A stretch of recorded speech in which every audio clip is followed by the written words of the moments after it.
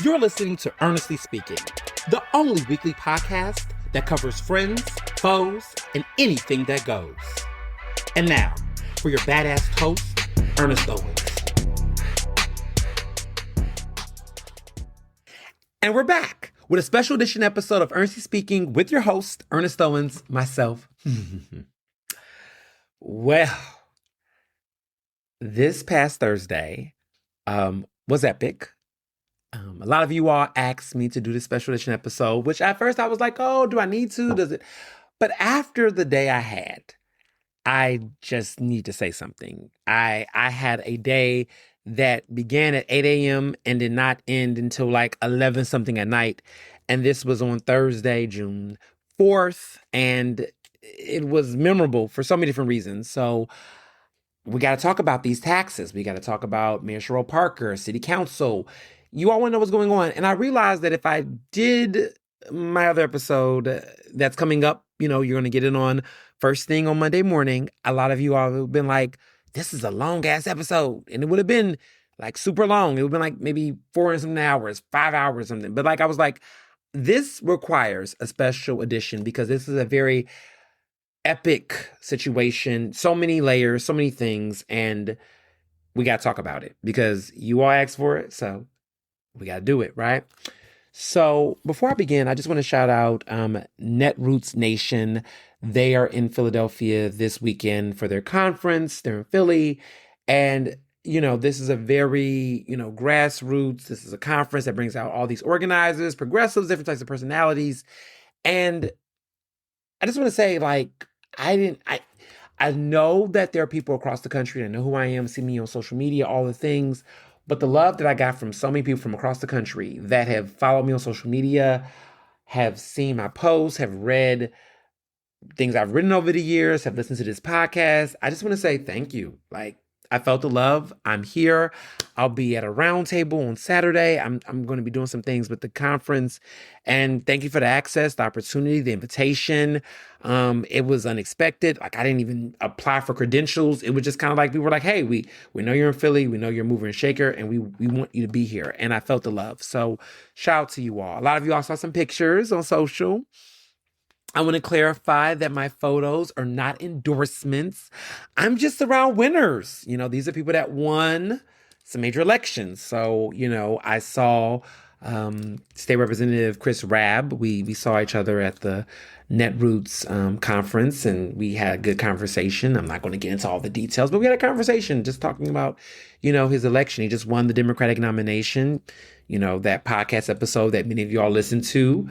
We had a conversation, and it was a very productive conversation, and we took a photo, and look, he won. So as I said, winners are here. I'm a winner, he's a winner, and that's what happened. I ended up going to the Working Families Party. Had a big networking mixer gathering at Victory Brewing in Center City, and a lot of Working Family Party endorsed candidates and folks who are elected officials in the city were there. Nicholas O'Rourke, Kendra Brooks, of course, which people kept saying, you called her a queen maker. Yeah, she's a queen maker. That's just the fact. Tariq Khan, Andre D. Carroll. I saw so many folks that were there in the room. Oh, Sierra McNeil, who I got the chance to really have a one-on-one conversation. It was the first time we got a chance to connect after the election. And so I went and I said, let's take a picture. We took a photo. And so I was there with the folks, all the winners. Because the theme is winners. Before we get into this big epic L by the Parker administration. But, I saw some folks. I went to Watusi. Shout out to Steph. Shout out to 1PA. 1PA threw an event at Watusi in West Philly. And, I live in West Philly. They don't ever have anything in West Philly. So I brought my bestie, my lit brother, Jamarcus, and we had a good time and we connected and we went to the event, met some people. It was a great time. So yeah, it was, this was a very epic day. I had a happy hour. I went to Pearl and Mary, got a chance to hang out with my brother who was working and doing his big thing. He works in politics. So I got a chance to hang out with him. We went to Pearl and Mary, had oysters and had these great fish sandwiches. Shout out to Pearl and Mary. Shout out to Michael Scholston and the Scholston Collective. I mean, it was a great happy hour. It was lit. But it was a very epic day. So many different people I got to meet, got to encounter so many people that just said, thank you for doing what you do. because they know it's hard, because it is. But I don't spend all day complaining about what I don't get. I typically, let y'all know it ain't easy, but I do want to express gratitude just by the amount of love and support that I've gotten from strangers and folks that have known me for years and people who just discovered the podcast and my platform and all the things, because journalism is under attack by political power. We're seeing what's happening nationally. We're seeing what's happening at various news networks and places. And now more than ever, it is so important to support journalistic voices, voices that are unbought, unbossed, and unbothered. We need that more than ever because politicians are upping the attacks. They are assuming that they can do what we do, that they are all we got, when that's not the case. And the propaganda is at an all-time high. The level of defensiveness, the level of just personal, diabolical, fucked up attitudes is not helping anyone. It's not helping people's future elections. It's not helping people's current reputations. It's just not helping anyone. And I made a point in this journey that I was going to own my voice. I was going to have courage. I was going to have fearlessness. And I wasn't going to let, I'm from this, I grew up in the South. I'm from the South. I grew up in the South and they say, don't let the enemy. I'm not letting anyone silence me because I know my impact. I know my worth. I know how necessary, how important what I do is. And government isn't going to like it. And I'm not here to be government's friend. I'm not here to be a pick-me for anybody's office. I'm not here to be any of these people's friends. This is not that business. If you want a friend, get a dog. I didn't come here to get a puppy. Even though recently I've been thinking about puppies. I don't have it. I'm not getting a dog. But I was like, I know this is weird. So I had a thought recently. I told my husband, I was like, can we get a wiener dog? And he was like, I know. It was a moment. I was like, oh, wiener dogs are so cute. I saw a wiener dog somewhere and I was like, this is so cute. But no. But like, if I wanted a friend, I would. I have friends. I have lit brothers. I have fraternity brothers. I have friends. I don't need to make them with politicians per se. Now, granted, there are some politicians that have come up to me and have thanked me personally. You know who you are. And I appreciate that. But I also think what's important is that the respect is there, that people know that I'm doing the best that I can with what I have. I'm fair. I'm open to dialogue with any and everybody. I want to know more, and I can do what I can do based on how open and willing individuals are. I love the fact that throughout my career, people have tried to create dynamics where they're like, oh, Ernest will never talk to this person. Ernest won't do this. Ernest won't do that. And then I always do it because that's what it's about. But at the end of the day, I can't do that if another party's not open, right? People saw the Chris Rapp photos. Like, I didn't know you like Chris Rapp. Like? That's the wrong question. Open? Yes. He won. I'm going to talk to him like I did when he was a candidate. Cherelle Parker, when she won mayor, it was a different time in the era. I talked to her. She showed up to an event that I had from our organization. There was discourse. There was dialogue. I won't get into all the details. There's things I want to say, but I'm not going to go there. But she knows. Mayor Parker has had conversations with me. One-on-one conversations. Discourse that I will not disclose on this podcast because I respect the nature of the conversations. But I've always been open to a conversation. And I don't like the way that she conducts herself in public settings, especially when it comes to certain levels of engagement with the press. We'll talk about that in a minute. But I want to be very clear. that I've made my door open to anyone. I've asked for interviews. I've asked for conversations. She has my number. I have hers. She knows where I live. We've met multiple times. We've had conversations. Like, I've known Cherelle when she was a city council member. I know Cherelle when she was a candidate. I knew Cherelle before she was even running. So the way in which people talk about these things, she might not tell you all, but I will say it. There's been conversations we've had at a certain point in time. And then there was a moment when the discourse stopped. But I'm open to talk to anyone. I've had disagreements on certain issues with certain people.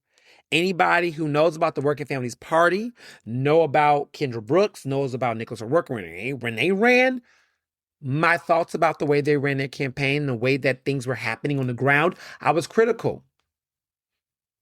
And look what happens. Time happens. We're humans. We grow, we evolve, we open ourselves up to be challenged. People with political power only oftentimes are resistant to anyone who has critique. And this administration has made this narrative of expert articulators of the problem bullshit. Bullshit. Because what you want, if you're going to describe people, and these shots are from me, and I'm taking them on head on, that if you want to say that someone like myself and others are expert articulators of the problem,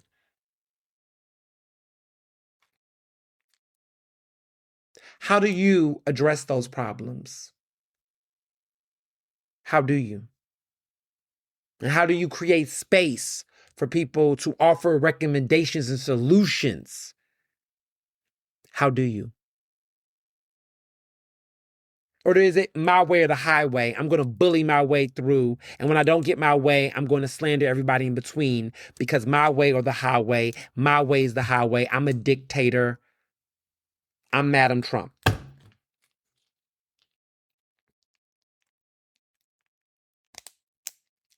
Thoughts. Just thoughts. Just thinking out loud. I'm tired. I'm over it.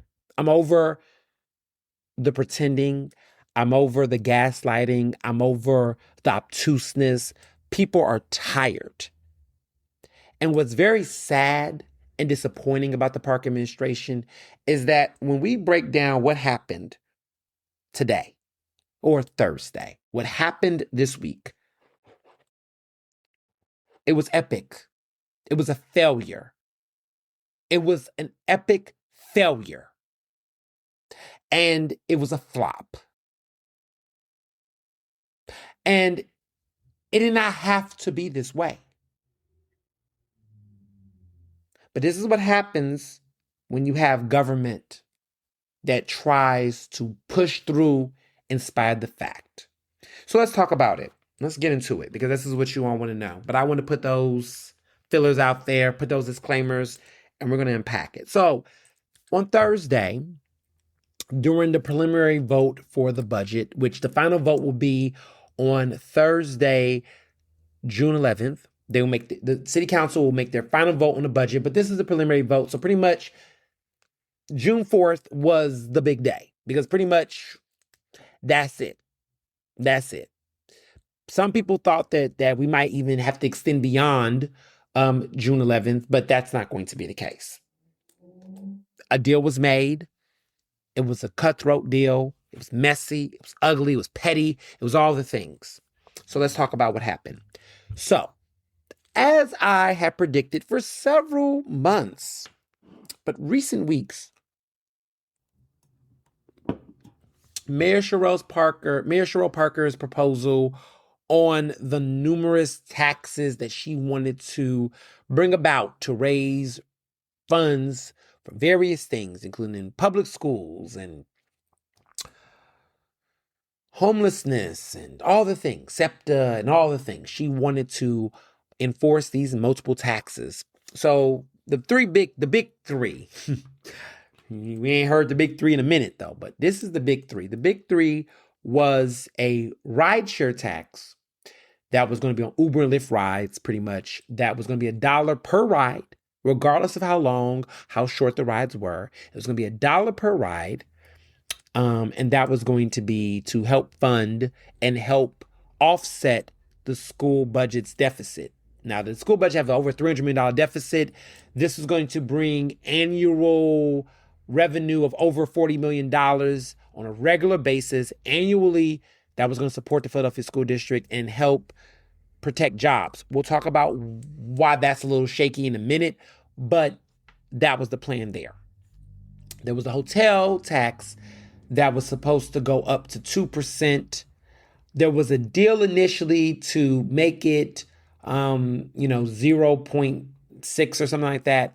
But they were going to really take the energy. The tax was going to increase lightly for hotels, but there was going to be a 6% hike on Airbnbs, Verbos, and any of these independent type of rental spaces for housing. So, for example, Verbo is one. I've used Verbo for Martha's Vineyard in the past, but a lot of people use Airbnbs. So that was what was going to be a bigger hike on them, which was a deal that they kind of worked out with the Philadelphia Hotel Association. That was the people that supported it. However, Visit Philadelphia, the Pennsylvania Hospitality, the Greater Philadelphia Bureau, Convention Bureau, all of these other hospitality community folks pretty much did not support it. They did not want it. They didn't support it. They put out a statement, said that we don't support it, whether you do 2% hike or 0.6, we don't like this. We don't want it. And it was a chop, okay?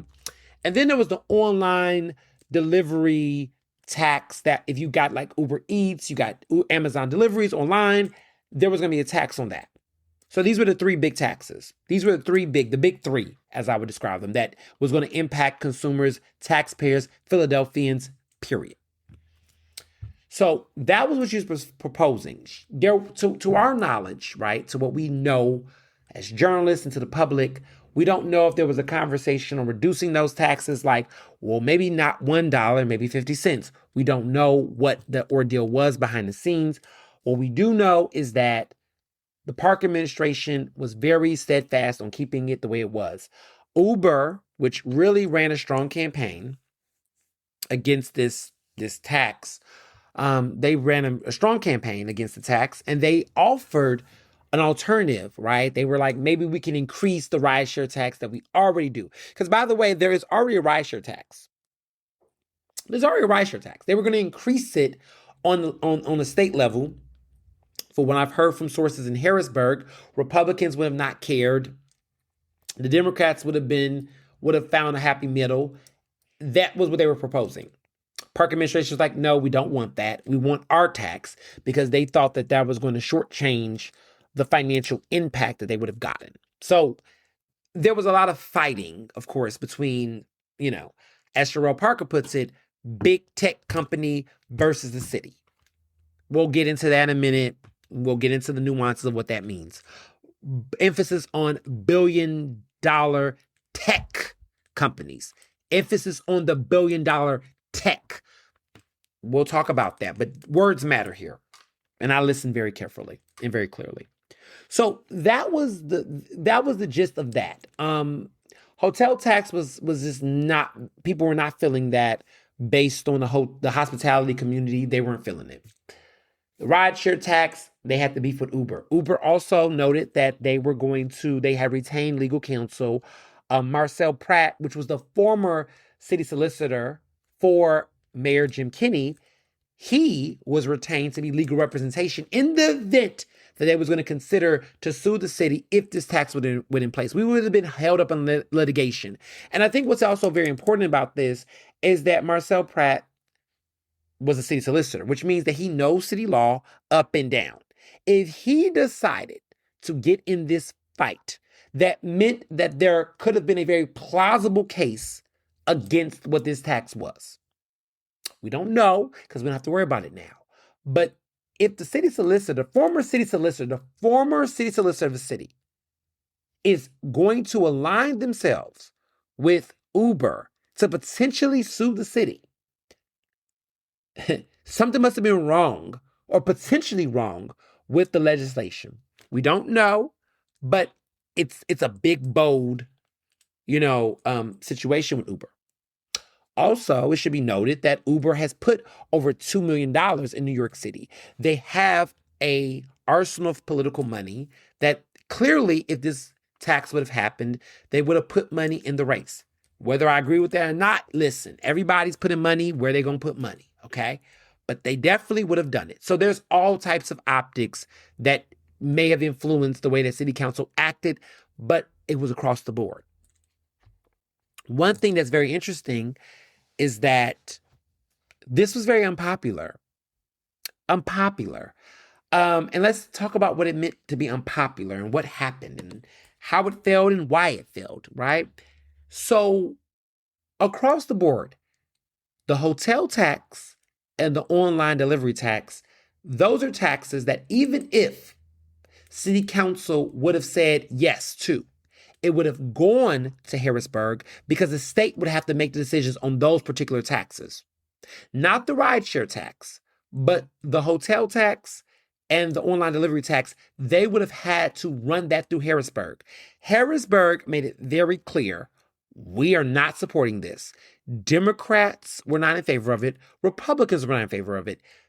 Governor Josh Shapiro had made it very clear that he was not for it.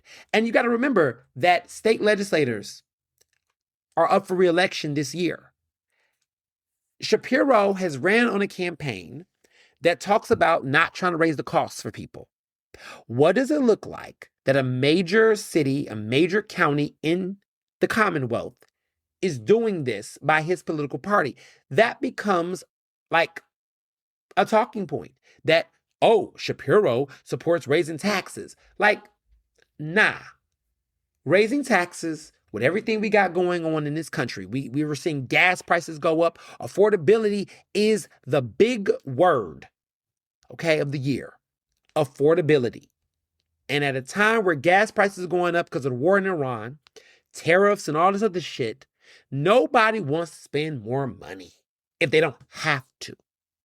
And so that is the theme. Democrats across the country are trying to, appeal to working families, right? People who are going paycheck to paycheck. There's got to be a different kind of conversation. And so Harrisburg made it very clear, nah. And let me be very clear. I want to say a week ago, because, now everybody want to tell me things, sources want to come out. Mayor Parker had a intergovernmental roundtable conversation with state legislators. She allegedly, but many sources told me this, went on a rant trying to really sell these taxes to state legislators. And I kept trying to figure out why. Oh, because she knows that if city council passes it, then she needs to make sure that in order for it to be effective, the state has to approve it. If the state don't approve it, city council vote don't mean shit. That's just facts. So she needed to get the state behind her.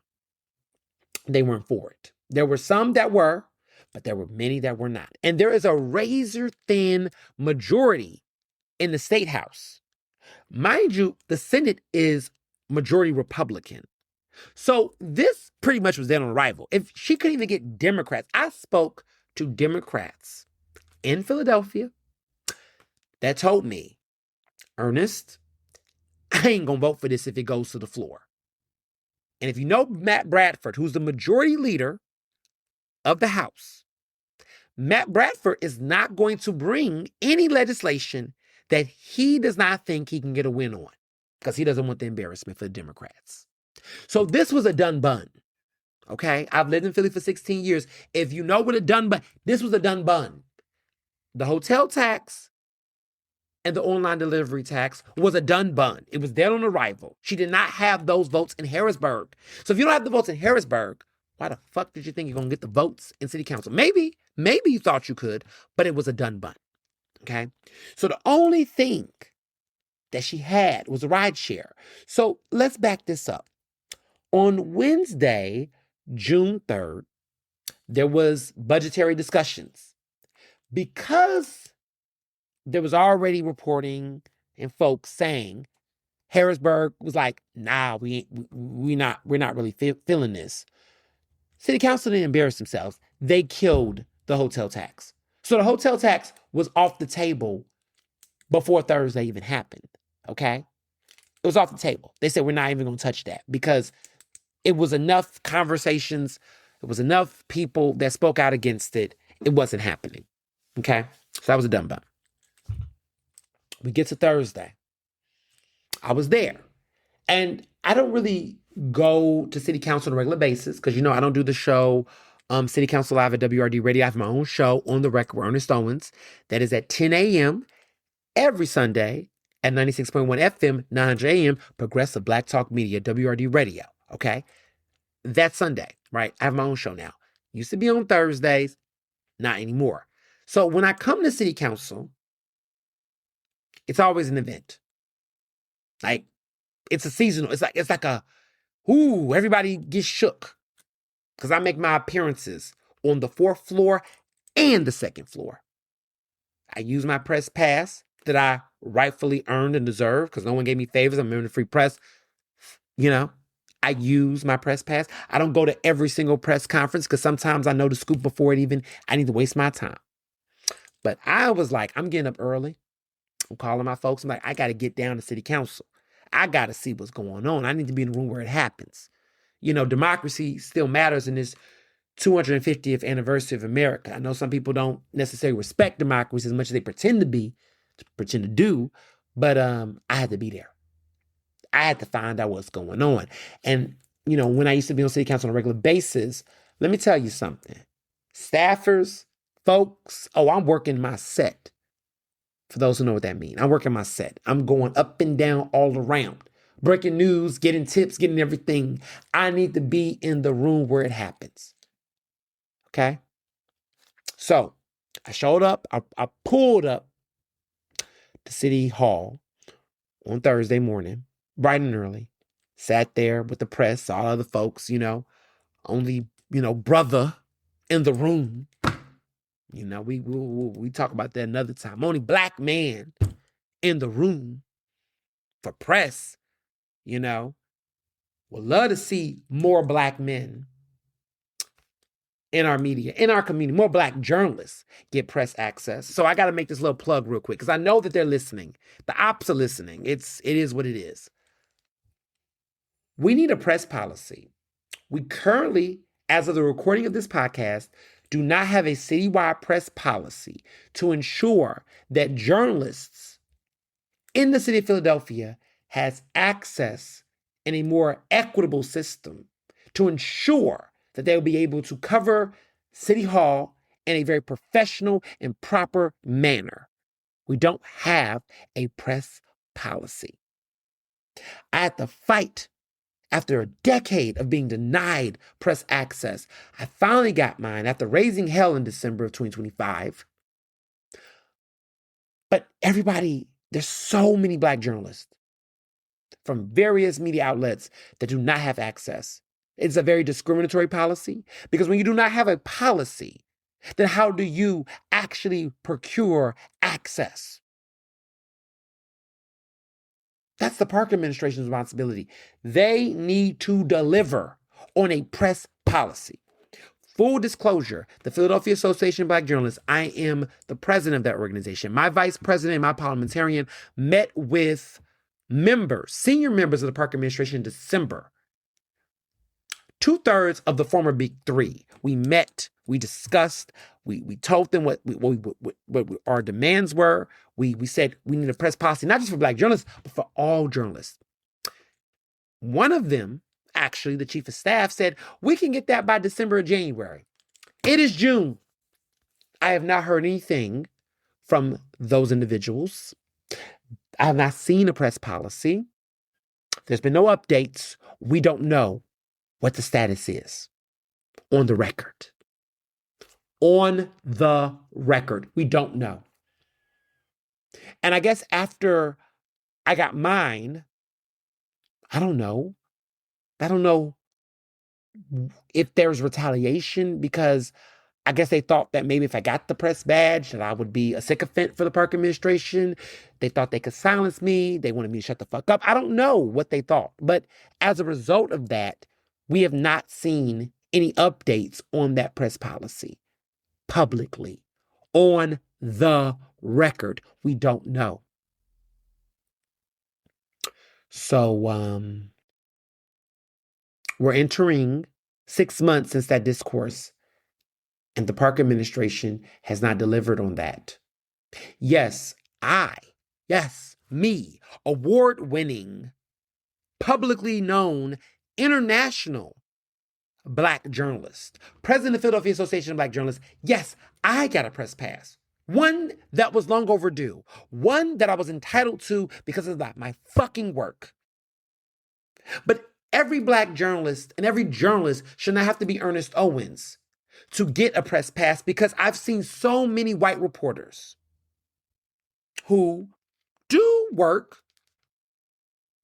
but get access without the bullshit, without the bureaucracy, without the discrimination, without the anti-Blackness, because I have a problem when I have to advocate for the Black press. I have a problem when I see journalists that look like me that occupy these spaces and there is no access, there's no opportunity. It is a problem.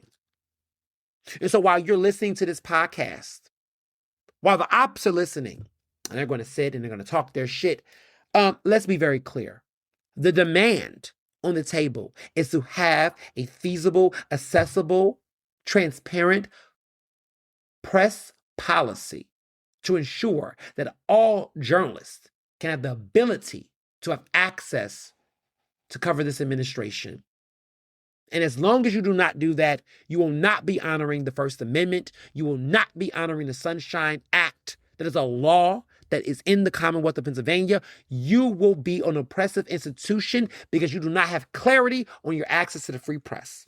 And on the 250th anniversary of America and democracy, shame on you for not doing that. It will always be up when it comes to the free press and your ability to do it. You cannot keep giving press access to white journalists at the expense of Black journalists in the city of Philadelphia. This is a majority Black and brown city. How dare you? It's embarrassing. I come to these press conferences and I'm the only Black man there. I see maybe 2 or 3 Black women and that's it. Shame on you. You don't gotta like me, but God damn it, what are you doing for other folks? We should not have to struggle like this with Black journalists in this space. This is a mayor who loves to tell everybody how Black she is, how proud she is, where she's from, but then she continues to create policies that suppress voices like mine. Shame on you. If you all knew as much as I've known how I have had to fight to get Black journalists in this city press badges and access, it's disgusting. And they sit up here and they criticize people like me for using my platform. They sit up here and they throw shots in their press conferences. Disgusting.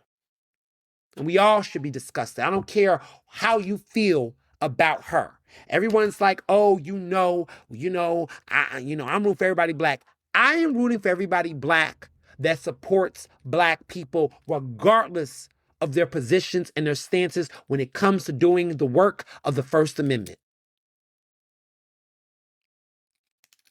She done given more access to content creators and influencers than she's done Black journalists. This administration is a walking hypocrisy when it comes to the relationship with the free press. We made this request in December. It is now June. We don't have it. But we can do concerts. We can book Christina Aguilera at the last minute. We can do a New Year's Eve concert. We can do all these things. But we can't even do right by the free press and the birthplace of democracy.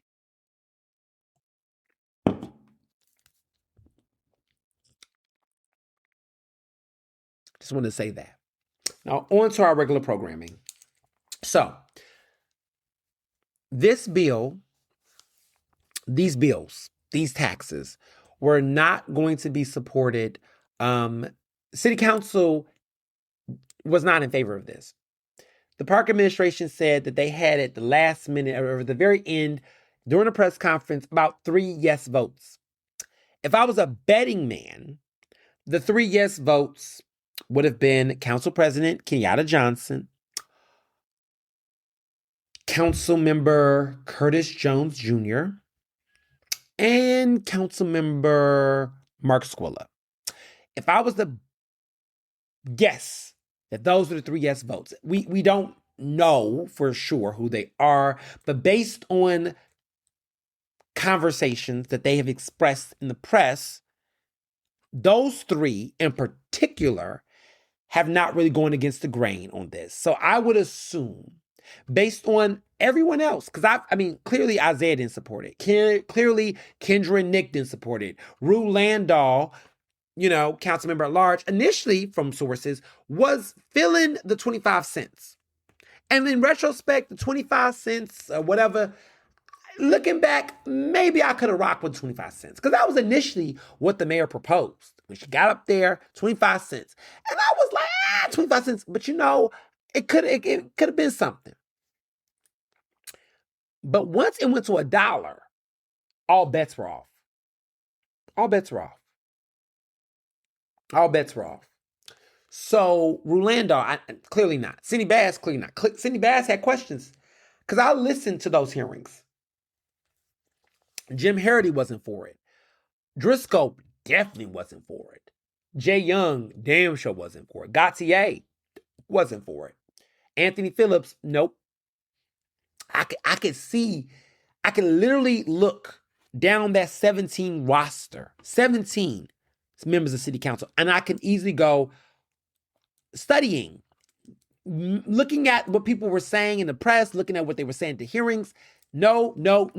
3 people gave me the impression that they could have voted for it. Curtis Jones Jr., Mark Squilla, Council President Kenyatta Johnson. Those are the 3 that if I was a betting man, again, not confirmed, but based on the way that they discussed this tax and these taxes throughout this process, those were the 3 that I think she had a yes on. And it should be noted, right? Should be noted. Mark Squilla is the city council member of Center City, the arena, all that. Council President Kenyatta Johnson, he refers to the mayor as his sister, his sis. Deeply involved in political relationships with her. Won't necessarily go after her. I coined the term co-president because I do argue that at certain points, it feels like Mayor Cherelle Parker is the co-city council president. So that won't take it all the way there, but look at that. Curtis Jones Jr., well, when your other half is in the administration, how much are you going to go against the mayor and not implicate your better half? There's always going to be a scenario in which people can interpret a conflict of interest, even if it may not be, but there's a lot of that. There's a lot of people in the Park administration that have their spouses working in the city at the same damn time. Not saying that that's the case all the time. I'm just saying that when you look very closely at this administration and you look at who talks and who don't talk, and listen, on my social media, there are certain people that are going, like, how you say they say if you say Candyman 3 times, Candyman might appear. If I say Mayor Parker in any sense, there are 3 people that I expect that's going to show up in my comments on social media. Otis Bullock, decent fellow, the spouse of former state representative Donna Bullock, but he is a Cherelle Parker sycophant. He's going to always defend her. And when she's wrong, he won't say it. He won't admit it.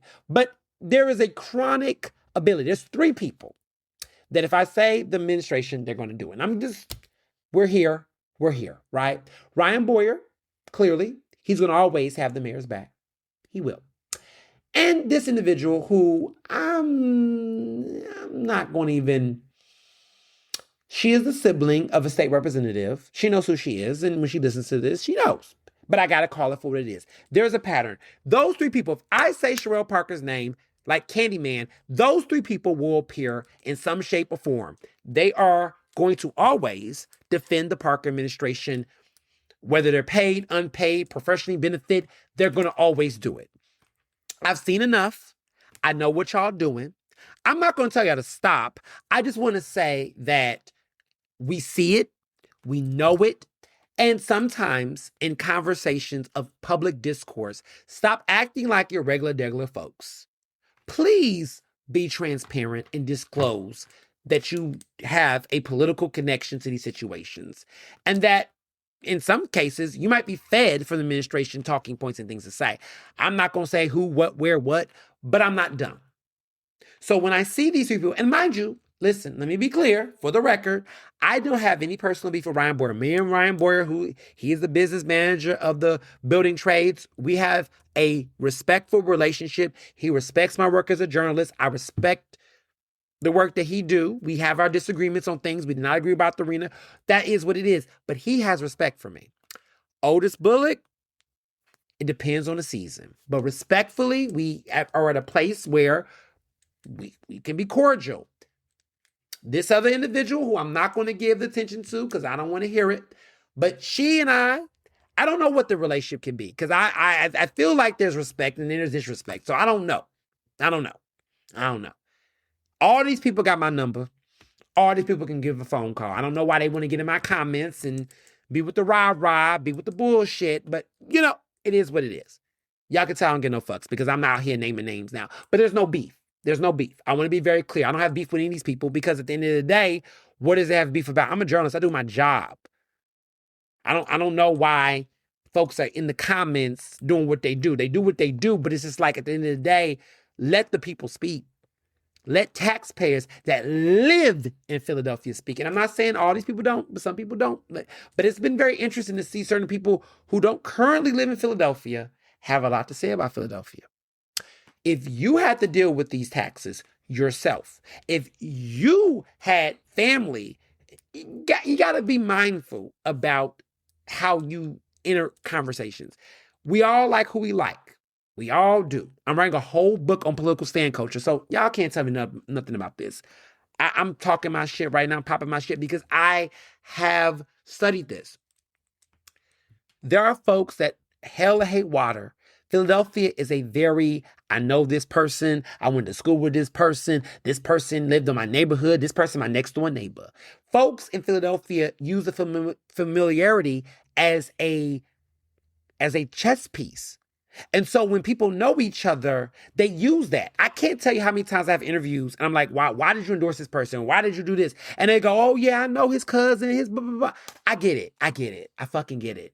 But with all that nepotism, with all of that cronyism that we see in this political system, because I want to be very clear. I've used this term often, and I want to say it here, that we always talk about, first class, upper echelon and all this. But in Philadelphia, and I want to say this here on this episode, there is a political class. And we don't talk about the political class in this caste system of Philadelphia, this feedlum of Philadelphia politics. But we have a political class. And I think people say, well, what is a political class, Ernest? What do you mean by that? Political class are people who are siblings of politicians. They are consultants. They are people who get contracts. They are staffers of politicians. They are campaign managers and workers. They're consultants. They are siblings. They're the people that are very connected. These are the people that brag all day about how so-and-so is their cousin. Oh, the ward leader is my great uncle. This is those people, right? The ward leaders, the committee people. This is the political class. Now, let me be very clear. Not everybody in the political class got money, okay? They might act like they do, but they really don't. But they're the people that will consistently get the jobs, the money. They will get those things, right? Because I'm a journalist and I cover politics.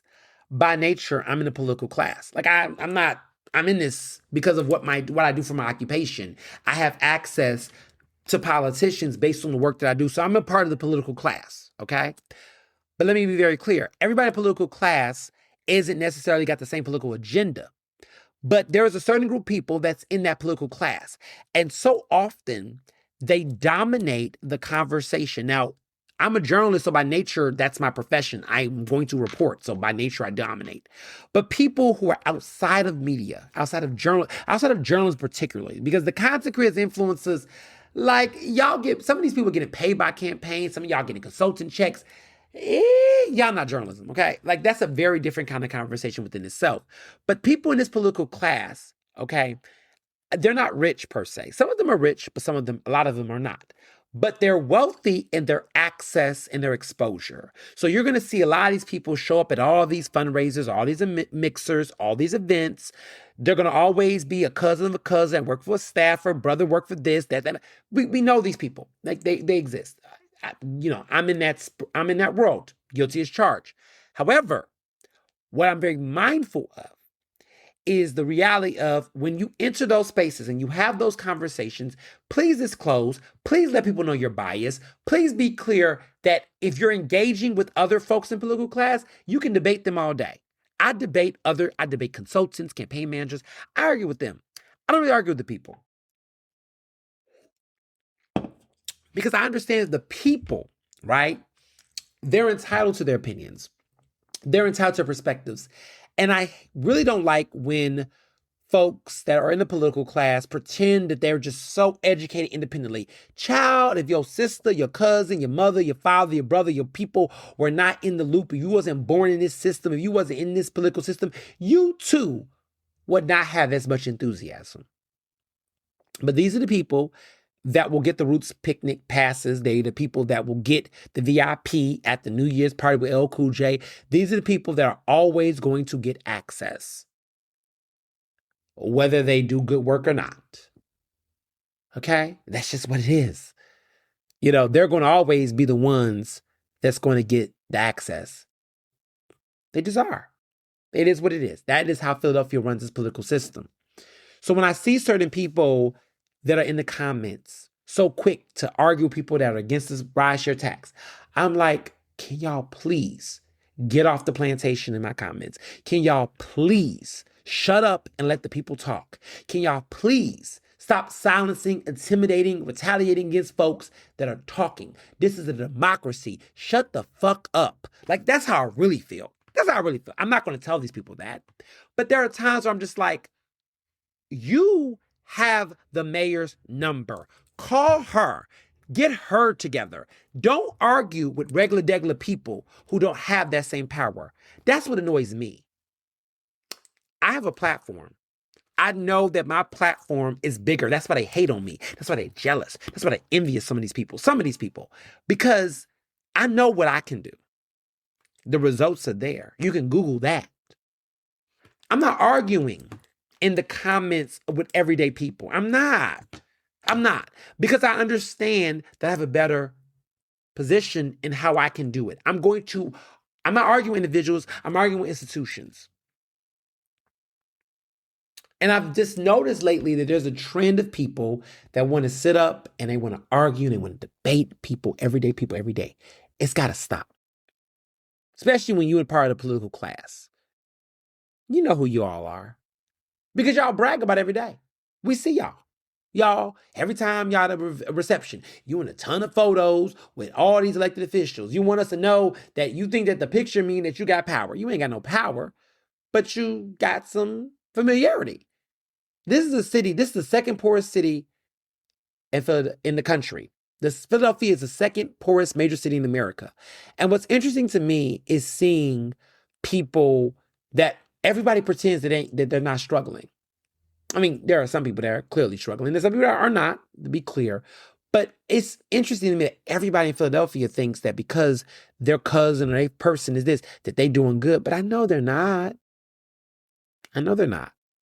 They need their, state rep or city council person to give them some food, to drop off some food or some supplies. They need these grants. They need to be on the front of the list to get the handouts. I mean, they need it.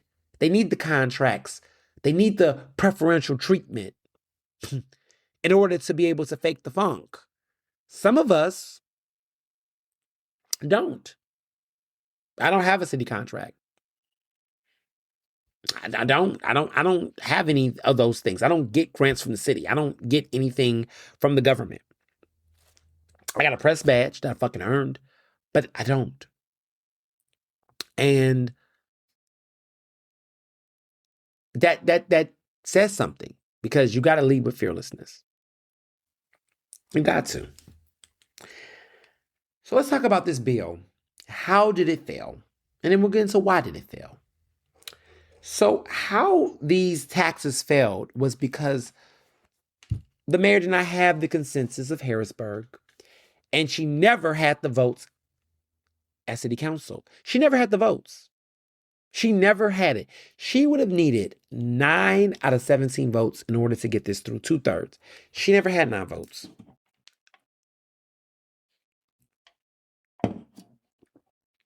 This was always going to be a challenge. Name me 9 city council members that was going to support raising taxes the year before they go for re-election. Just off of that logic alone. Cherelle Parker has been in politics for years. If Cherelle Parker was a city council member, she would have not voted for this. I don't think she would have. Well, if Kenny was mayor, maybe. If Kenny was mayor, maybe. But I don't think she would have. I don't know. I don't think she would have. Given how desperate her district is right now, too vulnerable. The Northwest is too vulnerable. I don't think she would have done it. I think there was a lot of factors that shaped why city council voted the way they did for different reasons. I think there's a lot of reasons. I'm not going to ignore the fact that one, politics, right? I think after Chris Rabb won, which is a pain for the Park administration, she's taking it hard. She's taking it hard.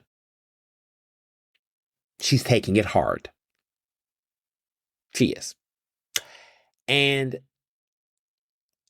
like I said, about 2 weeks ago, I said that when Chris Rabb won, those taxes were dead. They were dead. I knew they were dead because Chris Rabb's votes were not just, the Democrats, the establishment has struggled with trying to rationalize and understand Chris Rabb's win. They have struggled with trying to understand why Chris Rabb won and why he lost. They have. And I think for me, one of the biggest frustrations have been that they have continued to make these arguments about voter turnout and this, that, and the third. Listen, y'all, voter turnout can only matter if you really wanted to bring out the voter population. The Democratic machine literally controls the wards and the committee people. That's their job. Y'all control this. If y'all wanted to bring out voter turnout, y'all would have done it. Voter turnout has always been low at these types of primaries. So all of a sudden, when Rabb wins, y'all want to say, oh, it's low voter turnout. It's always been that way. And traditionally, you all benefit from it. So even in a race like that, it was clear that they were not filling Cherelle. She lost her ward. I keep saying this. She lost her own ward. Even her ward wanted the most opposite of her. That is hitting her ego. And she's trying to, I don't know if the word is reinvent herself, but she's trying to shape a narrative around these taxes that just ain't sticking. They're not sticking. We'll talk more about that in the why it failed. But the how. She didn't have the votes. And these members of city council had various reasons. One, they did not want to look like they were making the cost of living hard for everyday Philadelphians. I don't care if he was working class, poor, whatever. At the end of the day, this bill was flawed. The Park administration kept talking about we taxed Uber. We know that when you tax a company, whether they are $1 billion tech company, like she wants to say, or whether they're a little small business, because let's talk about fucking Bert, but she don't want to talk about Bert, right? B-I-R-T. Let's talk about Bert, right? She don't want to talk about that. But we know that when you tax a business, small, big, tech, billionaire, whatever you want to call it, when you tax a business, that will trickle down on the consumer. It always has. It always will. What litmus test? Because She won't give me an interview. The Parker administration will not let me interview Mayor Parker. Mayor Parker is afraid to do an interview with me. She'll do one question with me in public because she wants to save appearances. But Mayor Parker is afraid to sit down with me and do an actual interview with me because she knows I'm smart. She knows that I am not going to allow her to talk for a millimeter long, millimile. She's not going to talk me down. We're going to have a civil discourse. We're going to have a respectful discourse, and we're going to talk about the issues, and we're going to be honest. This mayor refuses to do that unless, she feels like she can get a good rub out of the situation. She feels like she can get what she wants. I've listened to the interviews that Mayor Parker's had over the years. Most of them are just not good. They're not good. The reporters are either ill-prepared to ask her meaningful questions, or they're curated in such a way that they're not substantive. So either they're talking about very light conversation discourse, or when they do talk, she just talks so much that you don't get most of the questions, and it's always on defense. So this mayor does not want to have a real mature conversation with an actual journalist who was very knowledgeable of her policies, very knowledgeable of her, and very knowledgeable of the issues at hand, and can have a real conversation. She is allergic to intellectual discourse with journalists. She is. She will do one question, two questions, but she will not have a full-fledged interview where she will engage. And she does not want to do it with a black male journalist, which I find to be very anti-black and very problematic. Oh, I'm sorry. Let me take that back. She will have it with one individual where she gets a small little blip of time and questions can be fed. I'm going to be honest. That is how they run a lot. They nudge. I won't name names, but the way in which people kowtow to this administration to get access is quite disgusting. There are multiple major media outlets in this city that do certain things, play certain games to get access. I've seen it. Because I refuse to do that, I do not have access. This mayor is afraid to have a conversation with me. She won't do an interview with me because she's afraid. So when you are like, oh, will Mayor Parker do an interview with you? I mean, listen, any day, name the day. Name the platform. Do you want to come on Ernestly Speaking, or do you want to come on a radio show? Whatever you want to do, I will make myself available. Let's go. She won't do it because she does not want to have a conversation that would actually be one of clarity. And honestly, I think the interview and the questions would be fair, but she doesn't want that because she wants control. So when you're dealing with a person that is working with administration that is all about control and image, this is the shit that you get. So I'm not about to play games. Her administration has played in my face multiple times. And at the end of the day, I understand that because I'm a fearless journalist, because I'm unbought, unbossed, and unbothered, we're not going to do the interview. Because she's afraid to do the interview, because she is going to always want to control everything. And so when you're dealing with a Virgo that is a control freak, this is what happens. And when you're dealing with a Libra who is not about that life, then this is what happens. So I am very clear that the Parker administration is not going to give me an interview because at the end of the day, they are afraid. But I want to say it very clear. To the press team. Who's the press team? The comms director is Joe Grace. The press secretary is Leah Acco. You're listening. You're going to hear about this. I would love to have an interview with the mayor. I would love to have an even-keeled conversation. I will ask my questions. You cannot feed me questions. I will ask them. I'll be respectful, and I will give my time. We can do it for 30 minutes. We can do it for an hour. I'm not going to do 2 or 1 minutes, and we're going to have a civil discussion. The floor is yours. The opportunity is yours.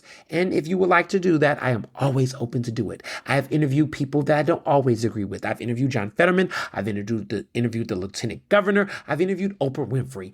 I am about that life, and y'all know it. And if you don't want to do the interview with me, you can keep going and finding tokens and people that you can placate talking points to and messages to. But the community will never respect it. The community knows what you all are doing. They're not stupid. Do not insult their intelligence. And let's have a real conversation.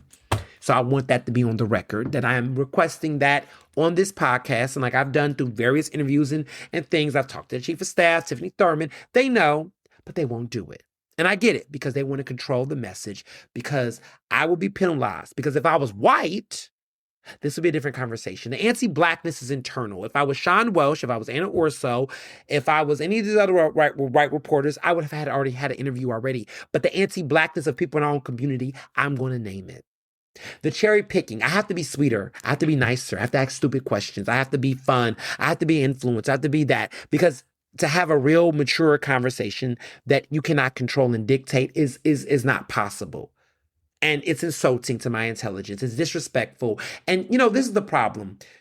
Philadelphia, listen up. You say that you want young black men to be off the streets. You say you want young black men to have courage. You say you want young black men to vote. You say you want young black men to stand on business. You say you want young black men to use their platforms to inform people. You say you want young black men off the streets. You say you want us not selling drugs. You say us not to be violent. You say us to be respectful. You say us to be all of the things. You want us to be educated. You want us to be mindful. You want us to be all the things. You want us to dress right. You want us to do all the things. I'm all of those fucking things. And guess what? My respectability does not offer me that. Because when you're dealing with institutions of power, it doesn't matter how nice you are. It doesn't matter how respectful you are. If you have integrity, if you stand on business, you will be penalized if it is not aligned with the ideas and the politics of said elected officials. Whether they're black, whether they're from Philly, whether they're white, it does not matter. Power is what determines outcomes. Ask me how I know. So when you are aligned with those types of suppressive and oppressive systems, you create an environment that does not allow for the truth to be told. Or we have to find ways to raise our voices. We have to disrupt things. We have to be chaos agents in order to get the things that we should be guaranteed based off of the merit of our fucking work. What I am expressing is the frustration of many Philadelphians in this city who feels like they've done all the things they should do and still can't catch a break. They say, get a job, work 40 hours a day, but you can't pay your rent. They say, do the work, get a job in the city, work for the union, and you still cannot afford to put food on your table. And when you're dealing with an administration that has the ability to make decisions that can impact you for the better, they continue to move the goalposts. They continue to tell you something different.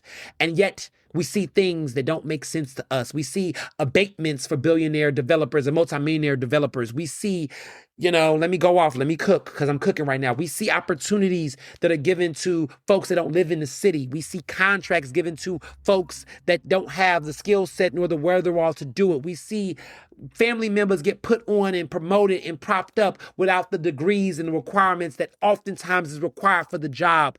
We see the hypocrisy every day. We see a $1.2 billion surplus in the bank, and we know all that money can't be used, but we see a surplus and we're told we got to save for a rainy day fund. And when is it going to rain in Philadelphia? What is the parameter? When is it going to rain? If these people are seeing that we're seeing this struggle and we're still being told to wait our turn, that this is not it, and to bow down. This is what people are seeing. And so Philadelphians, okay, and this is what brings me to the why it failed, looked at this administration and said, 16 taxes that we already have, cigarette taxes and sugary beverage taxes, and we already got a ride share tax already, and PPA, right? They don't give shit to the city for the schools. They give money to the cities, but PPA, for whatever reason, can't give money to the schools. We're getting hikes up and down the wazoo. We're seeing all these increases. And talking to everyday Philadelphians, I'm sitting here and I'm like, okay, make it make sense. How many times have we been told that we got to pay this and it's going to go to the schools? We keep dumping money into a black hole. That's how people feel. The school district ain't never been out of some type of debt. It's always the state's fault. It's always somebody's fault. But every time I turn around, there's always a tax or a fee that's supposed to go support the schools. And then we're still told the school's in deficit. Make it make sense. So let's get to the why this failed, right? How it failed is because they didn't have the votes. They didn't have the votes from the city council. They didn't have votes from the states. period. They didn't have it.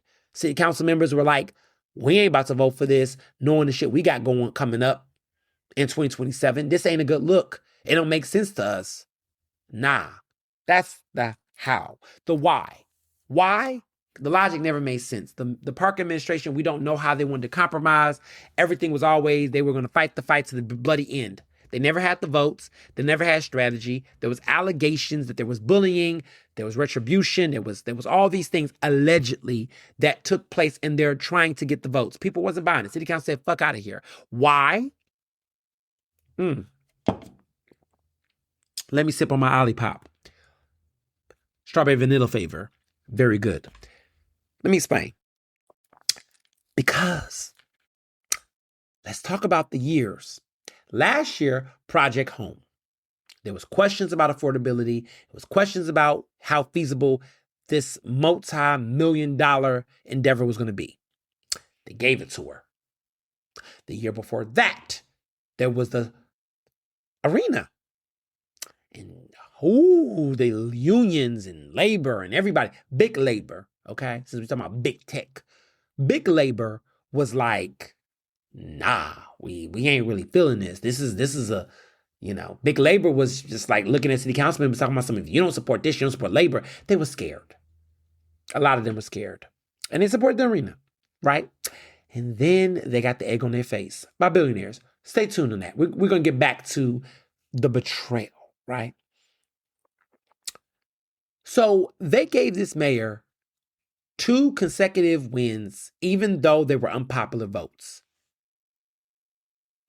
You think the third time they were going to just lay down and do that with all of this pressure, all this critique, all of the backlash they already got previously? It wasn't going to ever happen. They could not give the mayor another acquiesce at the expense of their own reputations and respect within their own districts and communities. It just was never going to make sense. So that's the why on city council. But for voters, everyday people, everyday Philadelphians, right? Let me be very clear. She had the support of some public school advocates, the school district, PFT, the Philadelphia Foundation of Teachers, the union Federation of Teachers. This union supports teachers and educators. I'm a member of PFT. I'm a professor at CCP. I'm a part of that union. I'm also a union member, proud dues-paying union member of WGA East, the Writers Guilds of America East, right? So I'm a member of 2 unions, just in case people forgot. I get it. Y'all just look at me and y'all listen to the bullshit online. Some of y'all, not everybody, but I'm a union member. I belong to 2 unions, okay? So now that we got that out the way, since people just want to assume things, PFT was supportive of it, right? I think the logic is anytime they get a chance to save money and get money for schools, they're not going to go against it, right? It's kind of like they have to, right? But outside of that group of advocates, right? You got Sharik El-Mekki, you got other folks, you got Donna Cooper, you got folks in that space. Of course they're going to support it, right? Like, it's kind of like, I get it. It's interesting because the superintendent, Dr. Tony Wallington, and of course Streeter, Reginald Streeter Esquire, who is the chairman of the school board, they support anything that's going to get funding in schools. They just are.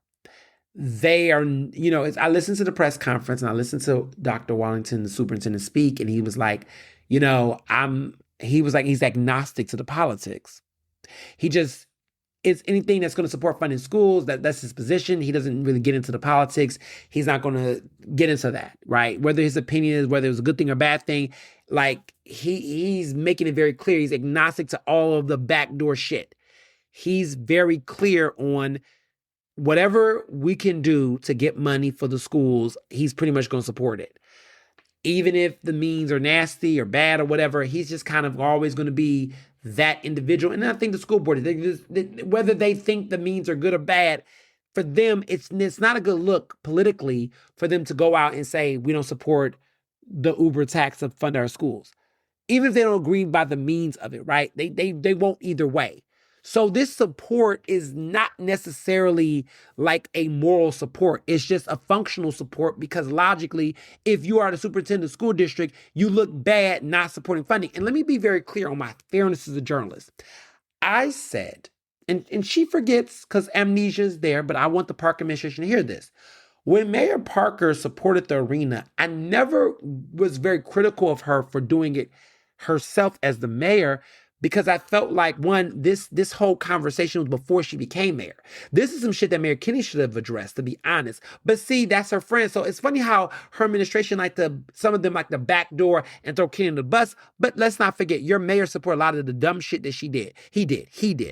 So it's a lot of hypocrisy there with that. But I digress. I always said that the mayor, naturally, a mayor like her who inherited that deal, that I can understand that her hands are tied up, that she's not going to publicly go against an opportunity that she thinks that can bring economic development. That in many ways that it was up to city council to make that happen, to stand up, right? Because at the end of the day, city council reflects their constituents. Mark Squilla, all of them do, right? They had to make that vote.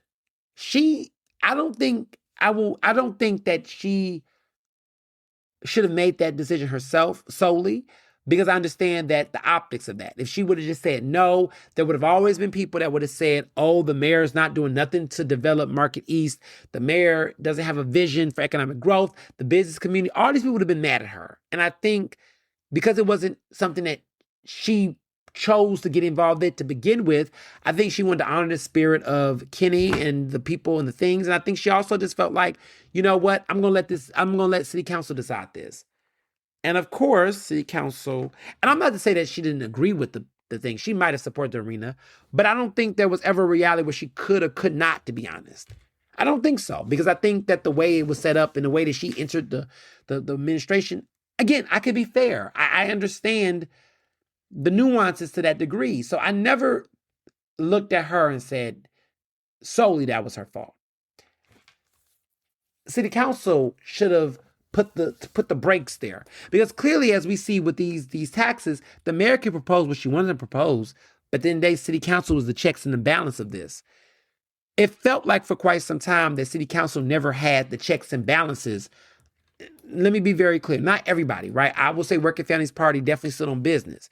Kendra Brooks, Nicholas O'Rourke, they, as their governing branch within the minority part of the party, of the majority of not the majority, but the minority sector of council, they definitely stood on business when it came to these types of votes.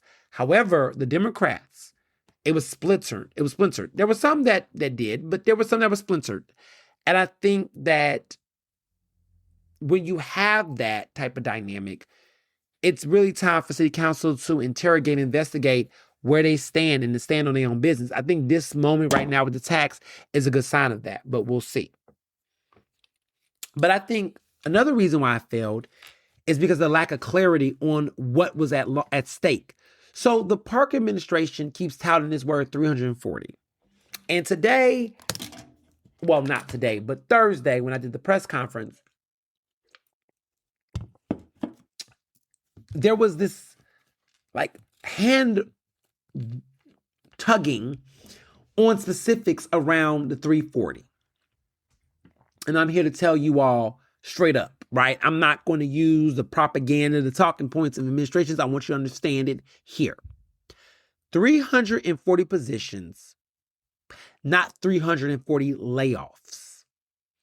340 jobs, 340 workers were not going to be eliminated and left.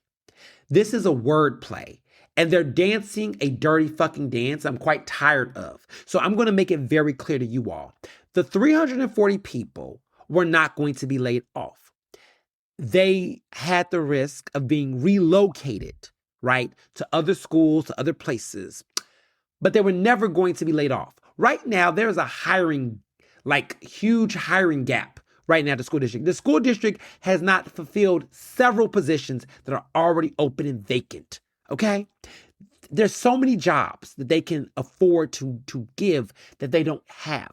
There are people that are not working in the Philadelphia school district. There are a bunch of jobs right now. If you qualify, you could apply to. They have a bunch of jobs available right now. So this logic of layoffs, right, which they never said, but this semantics, right? There were not going to be 30 people that were going to be out of a job, okay? What was going to happen is, and what can happen now is that 340 people potentially could go be transferred to other schools and work other positions. Now, the side effects of that potentially is that if you are an employee, right, you might have worked at a school, you built a relationship, and now your situation disrupted. If you are a student that's used to having a certain staff or a person and they leave, it's like, damn, I'm missing my bros, I'm missing my people. And there is an emotional, sentimental impact to that. Like, I'm not denying that. Let me be very clear. I understand that. But if we're going to play the sentimental game, y'all about to close down 17 schools unapologetically. And let's be clear, all 17 of them schools are not all bad schools that are, whatever. Like, not all those 17 schools should be shut down. Some might need to, right? I'm not going to say which ones, but not all 17 schools need to shut down. But that's what they chose to do, to make tough financial decisions. So if we're going to do the whole tough financial decisions argument, then let's be very clear. Read the fucking room. 340 jobs mean relocations. Most Philadelphians that are experiencing layoffs and actual cuts, they don't have a choice to relocate. Okay? Like, I had to take a buyout for Eater when I was at Eater 2 years ago. I had a part-time gig, food editor, and I had to take a buyout. Nobody said to me, Ernest, can you relocate? It was take a buyout or, you're going to get laid off. They made cuts, okay? And, fortunately, I have multiple streams of income, so I was good, but there were other people who did not. So I took my buyout, took my severance package. I was straight. It was like, cool. But some people don't have that luxury. So some of my colleagues who were there did not have a job. They lost their job. They had to get up off their feet. This is not the case for the Philadelphia School District. These 340 individuals, look, it's fucked up that you got to relocate, but you still got a job. You still got benefits. You still are part of your unions. You still good, right? You still in Philly, right? I mean, look, it's unfortunate, but at the end of the damn day, you got a job. You talking to people that are in an industry like a journalist, right? Like me, where ain't no reshuffling. You just don't got a job. So you got the luxury still. It's unfortunate that you got to relocate. But do you know how many everyday folks that are not in this situation like this, that when you're told you got to go or lose your job, people have to relocate. I got family members that don't have that luxury. They were told, listen, today's your last day. All these black women who got their federal jobs cut, they just got cut. No one told them, okay, you're in the science department, you can go to the math department. They didn't have that luxury. So with all due respect, teachers, Philadelphia school district educators, I understand how inconvenient it is to have to relocate potentially. But with all due respect, that's better than getting your job cut. Let's keep it real on Ernestly speaking. It's better than you not having any money, not having any benefits, like the rest of us out here that literally it's gone. You just lose your job. You all have the ability to have a lifeline where you can go somewhere else.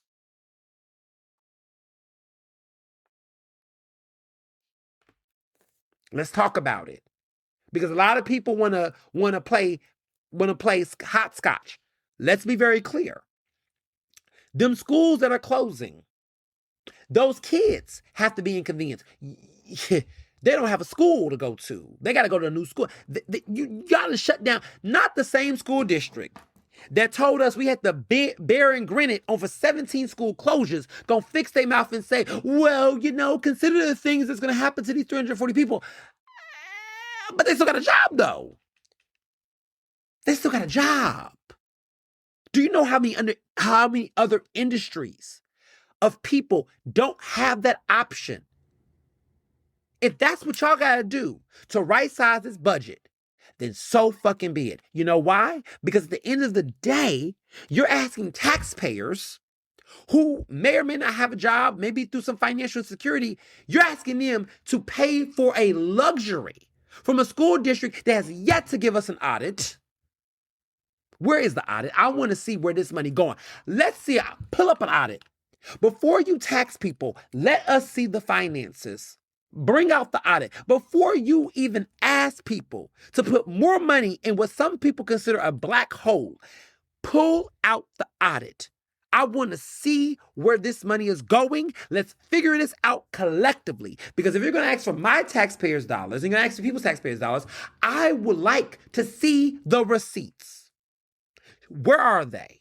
I want to see the audit. I want to see where these contracts are going to figure out, well, if you're going to take money out of my pocket, let's carve this out. Let me see. Because what I don't like is that for all these years, you got all these people walking around here, all these job availabilities, all this shit, and everybody got to pay the price without no accountability. I am tired. This is the voice of the silent majority.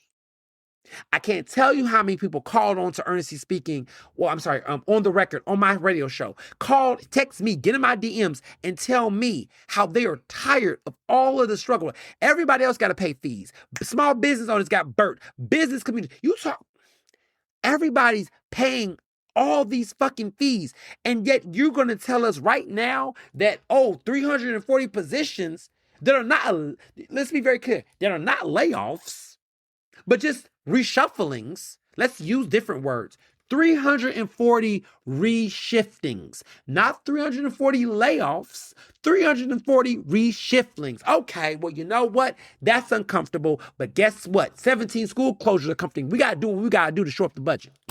You're not going to make me or any taxpayer or anybody pay taxes so folks don't have the luxury to reshift a school, but keep their salaries and keep their benefits at a time where everybody's getting laid off. Nah. We all got to do something. We all got to listen. If they don't like it, then they fix it. Get in your budget and let us see the audit. Maybe you can find some money to save them jobs. I'm sorry, save the lack of restructuring, because the jobs are there. People are going to still be employed. The superintendent made it very clear at that press conference, we're not laying people off. I want to make it very clear. And then, of course, the press secretary for the Parker administration is like, but feeding but what will happen to the people? We didn't ask for all that, but sure. Let's talk about it. So you're saying that, okay, it's kids and students, but if you cared about, let me back up, that kids and students are going to have a disruption in their learning process because of this, that, and third. If you cared, please miss me with the bullshit. Go in that rainy day fund. Go in that surplus that you have and figure it out. Or, you know what? Take some of this money from the police budget that y'all keep giving and figure it out. But you don't want to do that. You don't want to do that, right? Because we can't ever challenge the police department. They're asking for $200 million for a relocation, new building. $200 million is what they're asking for. You gonna ask for $200 million? Make that money make sense. All these contractors and groups benefiting. You better look very carefully at who getting them contracts.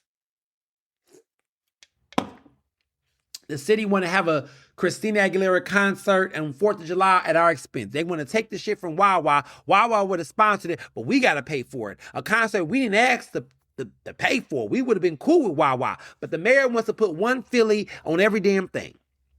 So that's why we have that, right? So we're seeing these priorities, right? We're seeing these priorities and we're seeing these hypocrisies. That's why people didn't like the tax, because they were like, well, if they're not going to get laid off, shit, welcome to the rest of the world. Tough choices got to be made. And they're saying, but the kids will be impacted. If you really cared, let's go there. Let's go. If they really cared about funding this on a regular basis of revenue and all the things, there would be more heat for PPA. There would be more conversations about pilots.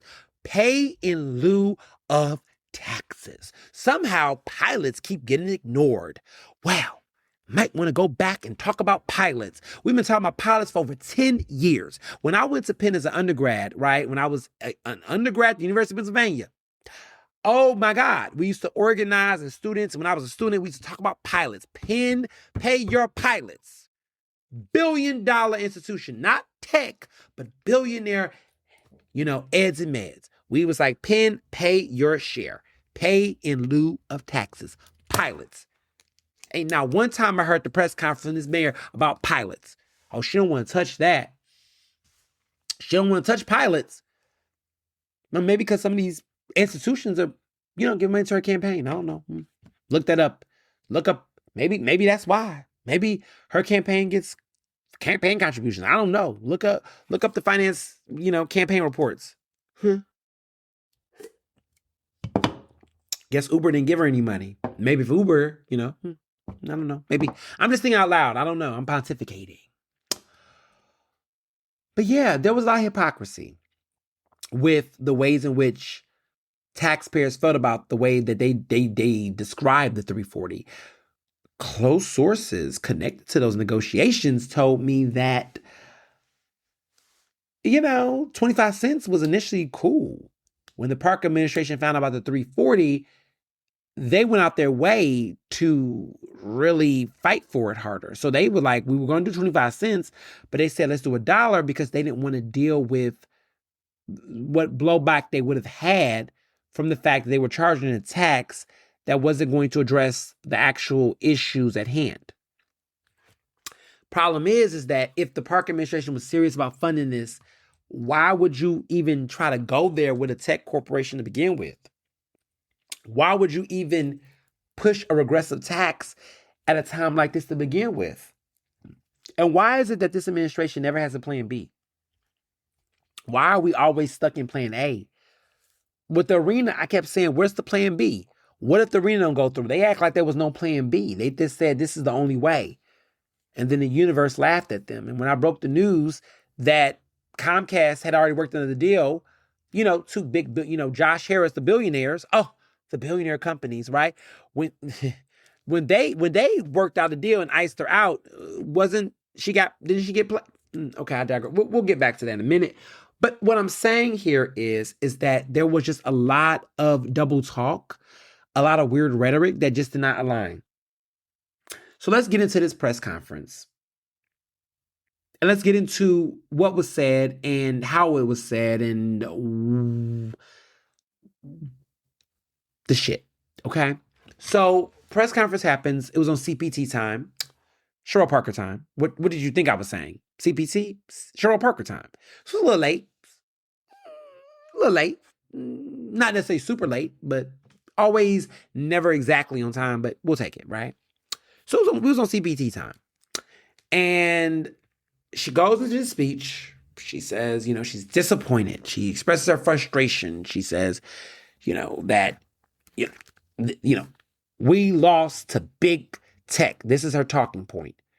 And I was like, that's the talking point. Big tech played us. We lost to big tech. Big tech played us. It was all of that rhetoric. And I was just like, okay, if that's the way that we are going to discuss this, that's very telling. That's very telling. I didn't know that was the way that the Parker administration was going to,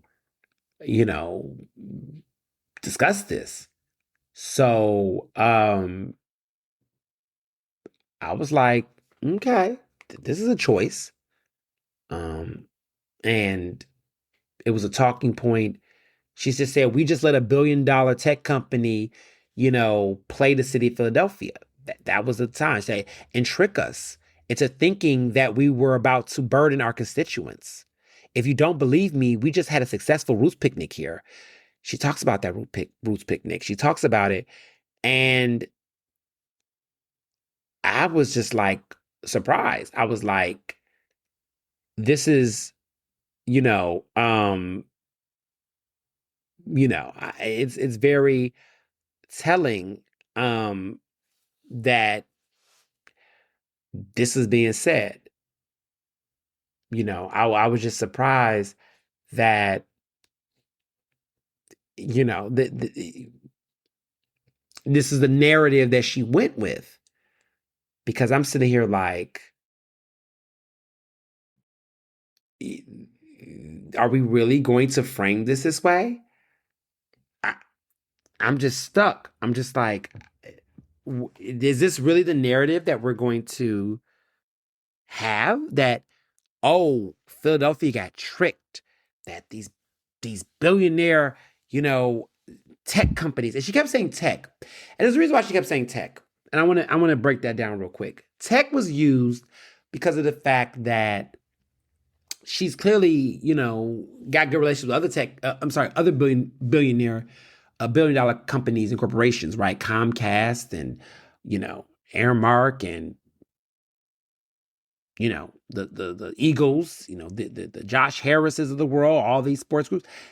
Very specific on tech. And she makes the argument that, well, when you build here and you invest here and you're an employer for the city, that I guess the logic is I don't got to tax those people because they're already invested in the city and they got union rights and labor rights. But her argument is that Uber is a company that's all over and they don't have a headquarters in the city. They don't invest in the city in this way. All they do is take money, and I'm going to hold them accountable to paying me and this, that, and the third. You know what the problem was, that conversation? You know what the problem is with that? She's like, oh, they don't pay their workers, livable wages. They're contract workers. And she's talking all this equity stuff. And she's like, they only got a decent livable wage and they need to do right by people and da-da-da. That's such a great speech. The only problem is that, where does that end? Right? Like, logically. Like,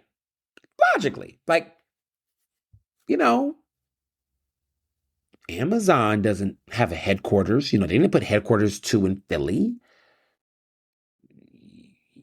You think that taxing people based on popular, I don't know, Facebook? Where does this start and stop? Because when you put the taxes, you're taxing people. And there kept being in this hot potato situation where she kept saying, well, they don't have to accept that tax. Well, they offered a tax deal that you didn't like. So you can't argue that Uber actually tried to say, look, the rideshare tax that we already have in place, we will up that by a certain percentage number. The city didn't want that because they wanted to dictate the amount of money that they were going to get. So they were like, they should have this moral compass. This is capitalism. None of these companies and corporations have ever had a moral compass. When we had the soda tax, those distributors, they taxed us. That's just what they do. The Teamsters was pissed. The drama that was going on with Johnny Dock and the Teamsters. That's another story for another day. But let's be very clear. You tax because they're not in bed with you. You tax because you don't want to rock the boat of actual local entities that have been making bank off of us. You're acting like because they have a headquarters that somehow they're not entitled because they provide these jobs.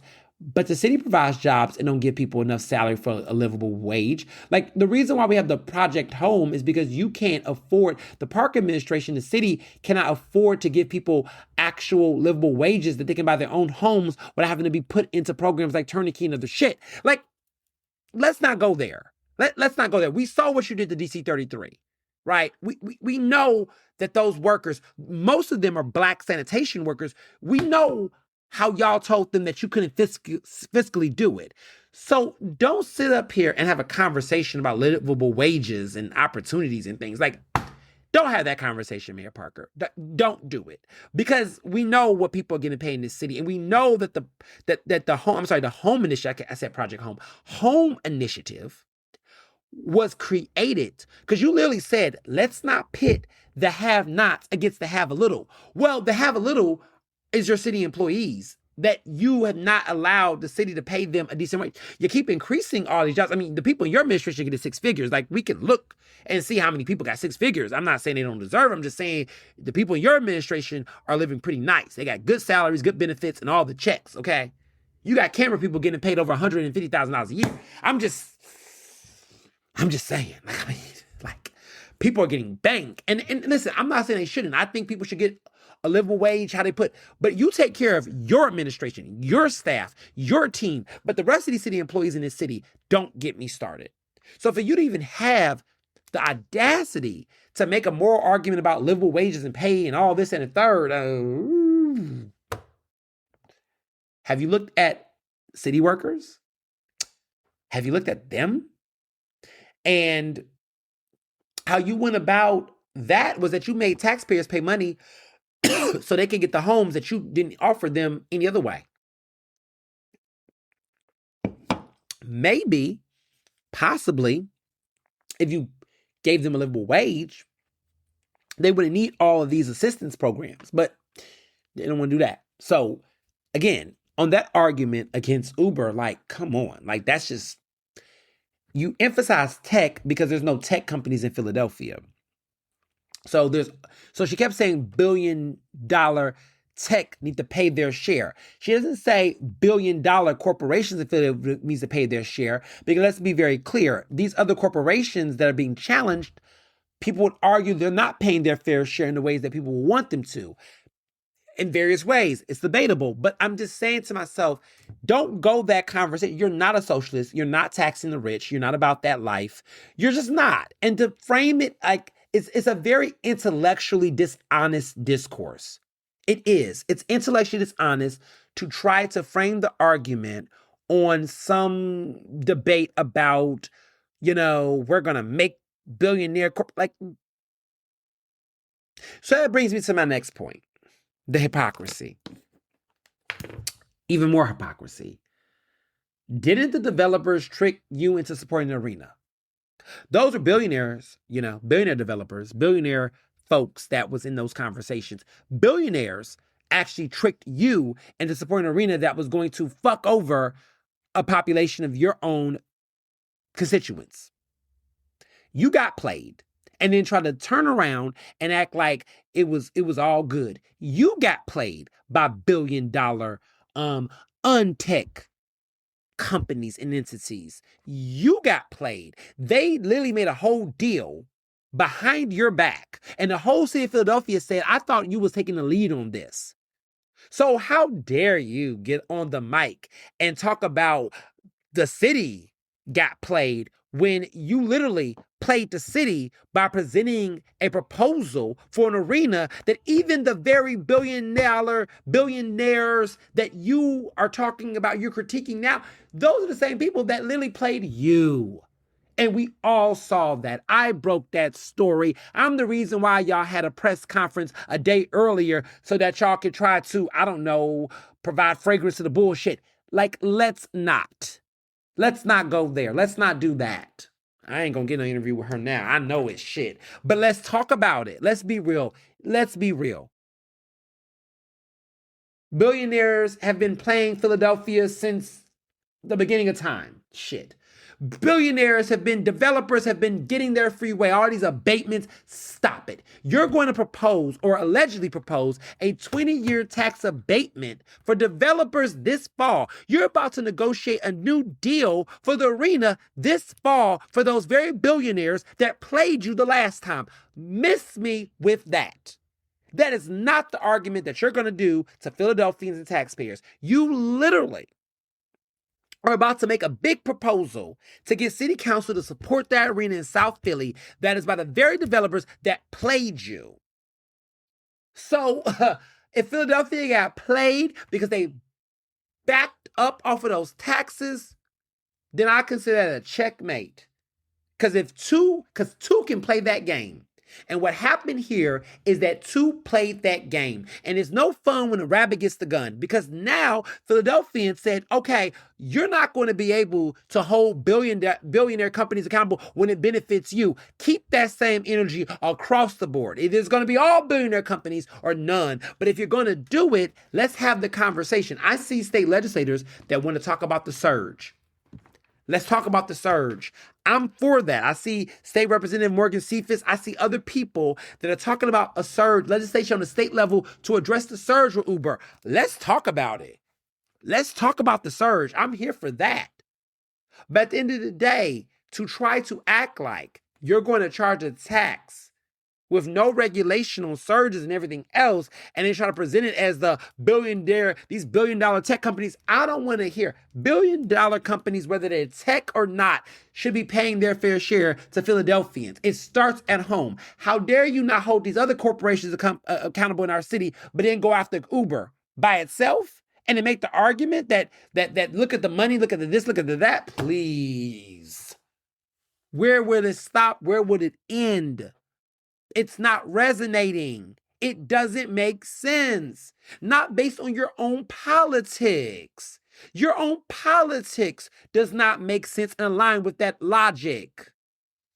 And before you all start, because I should have said this earlier, but I'm going to do it here. I have always been critical of taxes on Philadelphians. You do not tax the second poorest major city in America. So before you all start with your weaponizing identity politics, oh, he's attacking a Black woman. I attacked no one. Let's be clear. I was critical to some. I was critical to Mayor Parker with these taxes because I do have concerns about them. But I was also critical of Mayor Jim Kenney when he did the soda tax. Google me, Google the articles. I have been consistent.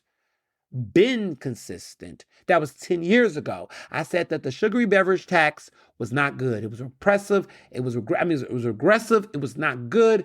It was because it was exploiting food deserts. My critique was that if you actually look at neighborhoods that got poppy stores, right? We know that there's a lot of food deserts in Philadelphia. In other words, people don't have an access to fresh fruits and produce at a consistent location. Like food deserts, I used to do a lot of work around food water watch. I did that stuff. I know about food deserts, environmental issues. Like I've lived a life. Philadelphia has food deserts, okay? And this means that people do not have access, like walkable access to fresh fruits, produce, and things of that nature. And so a lot of times when that happens, people have to go to what we call poppy stores, the convenience stores. And these convenience stores oftentimes are selling very sugary beverages and things of that nature. And so nutrition in these neighborhoods, in these areas, predominantly Black and brown neighborhoods, are bad. Not because people don't know how to be healthy, but because of these food deserts and because of their access to like convenience stores that oftentimes sells junk food, and also a lot of concession stands and convenience and all these little things, right? But they're not like grocery stores that provide healthy, nutritional food, right? So there's a big difference there. I was critical of the soda tax back with Kenny, and I wrote tons of articles about it. You can Google this. But I want to educate the folks that want to always jump up and say someone's attacking a Black woman because they don't want to hear critique, because they always want to run to identity politics. So let me give y'all a little bit of education before you start using terms like sexist and misogynoir inappropriately, and also just want to shut up in quiet dissent. So let me give y'all background about when I held the white man accountable, since y'all like, well, y'all wasn't doing it when the white man did it. Shut up. I did. You can Google it. I asked for Mayor Jim Kenney to resign 2 times in the press. Like, I've been about that life. You got the wrong one. You got the wrong podcast. I suggest you Google before you try to defame me, slander me, and assassinate my character. I do not attack Black women. I disagree with some Black women, but I will protect Black women's right to exist, their right to politic, and their right to be, right? Clear. Let me be very clear about that. I have defended Black women in the press. You can Google that. Women who are educated, women that are politicians, women that are sex workers, women that are transgender. I have done it. My track record speaks for itself. Okay? I was the one who got out there and called out R. Kelly. I wrote the book, The Case for Cancel Culture, that spoke about Me Too and those issues. I don't have to say all this, but I know that people are ignorant. And I know that people will always do this frame. So before you do it with me, I want you to know that if you've listened to this episode at this point, I want you to educate yourself before you speak out the propaganda and the misinformation the Park administration oftentimes use. Her sycophants use it. Anytime somebody criticizes her, you're attacking a black woman. Can we please stop doing that, right? Any critique, I am not critiquing Mayor Cherelle Parker's appearance, her skin color, her identity as a black woman. I am talking about her policies. Her policies. And if we keep the focus on the issues and not identities, we will be better people. I am critiquing the taxes. I'm not critiquing her. There are people on the internet who have made very problematic, racist, misogynist comments about her appearance, her hair, all the things. That is disgusting, and we should not do that for anyone. Right? Mayor Jim Kenney, I never talked about his appearance. Now, I said he looked grumpy because he would look grumpy and look insufferable, but I never talked about his identity, his Irish heritage. I never talked about how he'd be red in the face. I didn't get there because I don't have to. And so we got to be very clear to discern and disseminate the difference between critiquing policies versus people.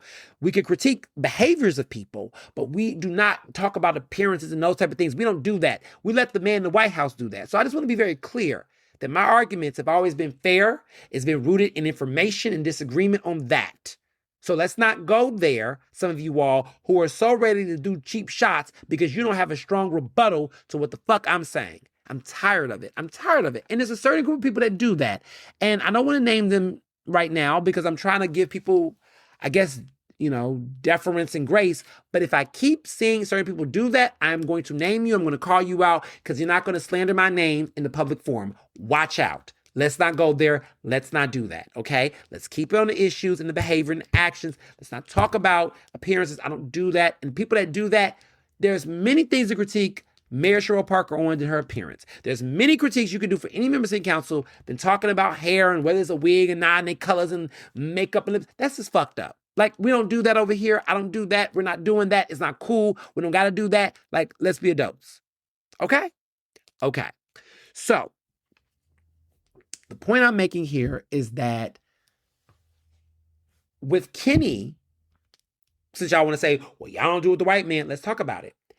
My critique for that sugary beverage tax was that I felt like the people that were the most financially vulnerable and the most targeted to raise the revenue were some people that were lower income and living in food deserts. Because my mindset was, if those individuals don't have exposure to proper nutrition or access to fruit beverages and healthy beverages and things of that nature, they are going to be drinking soda. Like, they're going to. Like, this is a city that loves them some Pepsi.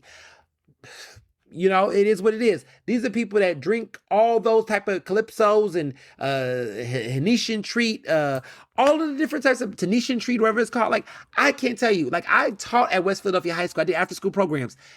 Listen, my kids, when I was doing after school programs, I would be like, why are you drinking all that? Don't drink that. Drink some water. They would go to the Poppy store. We were teaching West Philly High is like what, around 49th Walnut, around Market, around 49th and Market, around that area, 48th and 49th. I would used to do after school programs. The kids would go outside, go to the little corner store around there, around 52nd and Market. They would go there, get snacks. They would come back. Sometimes they would use the vending machines, but they had their little favorites because, they wanted the hoagies, they wanted the cheesesteaks and stuff. They would come back and I would just look at what they would eat. Like, it would be like one girl, always one girl. It was like one girl who would get a bottle of water. But everybody else, it was like Pepsis and all kind of sugary drinks and shit. It was always that. And in my mind, I was like, the soda tax can only make revenue off of these kids and people like them who get stuff like that. You go out to, Old City and other areas, you go to Rittenhouse where those areas are affluent, they got farmers markets. They're not buying stuff the way. There's a whole study on economic disparity and health habits. By design, that soda tax, and I still stand by this, is exploiting lower income Black and brown communities in order to pay for it. You cannot provide parks and recs in a neighborhood where you're still taxing those very people for those things. I never was a fan of it. I was very critical about this. So I've been consistent. I don't like taxes. I don't like taxes that I feel like exploit certain communities of people.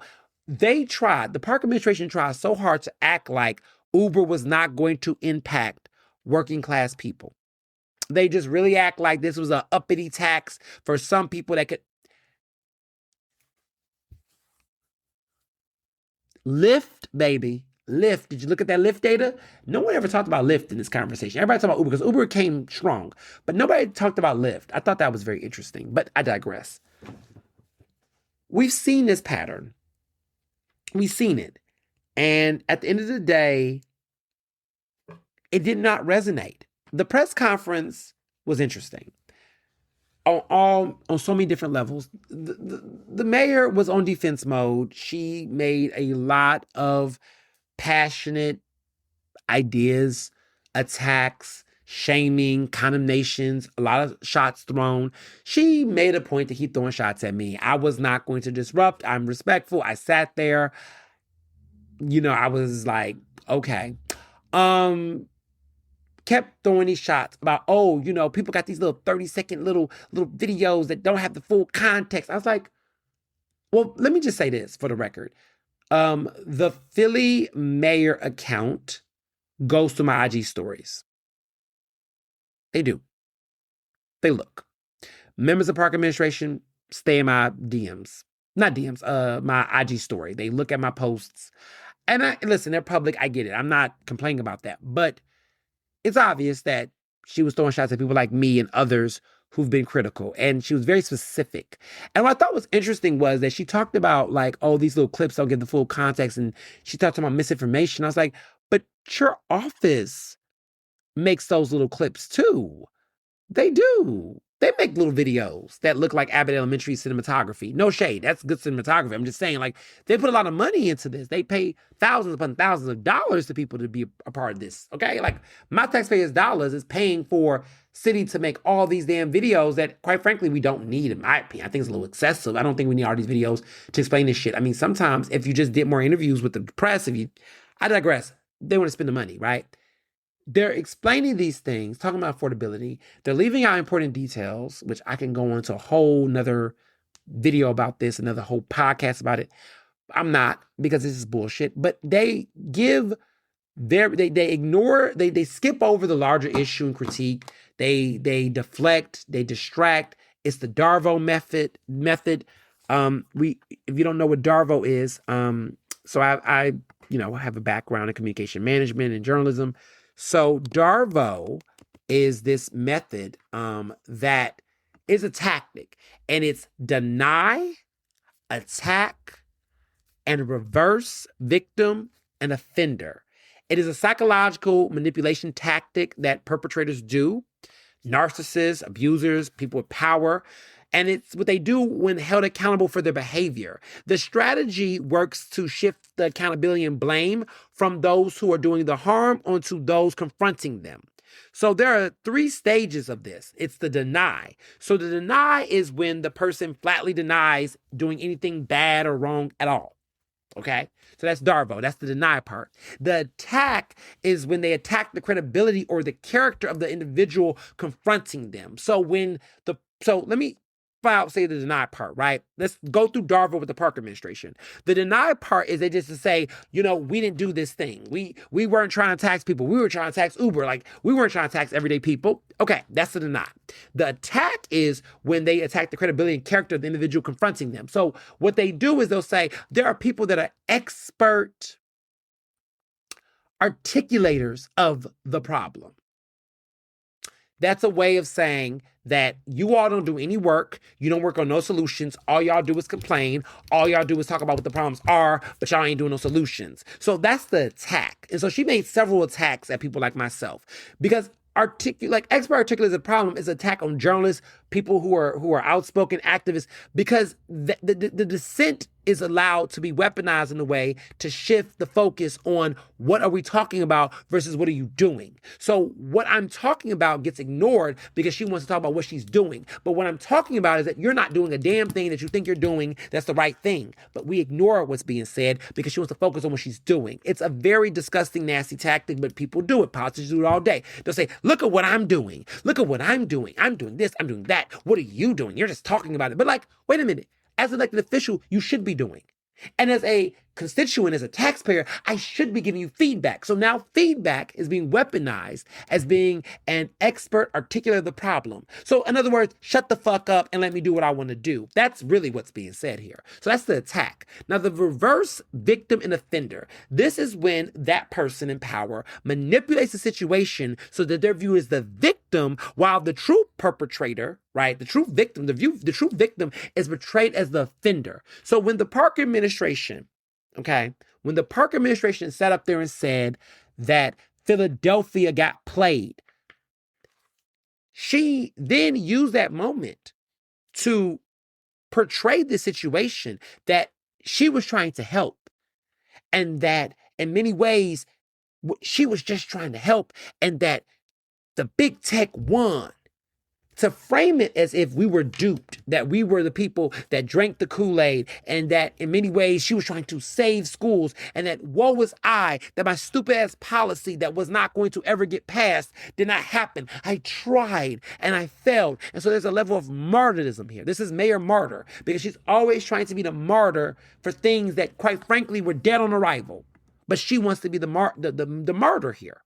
So we see Darvo show up in these ways. And so again, it is deny, attack, reverse victim, and offender. Darvo, D-A-R-V-O.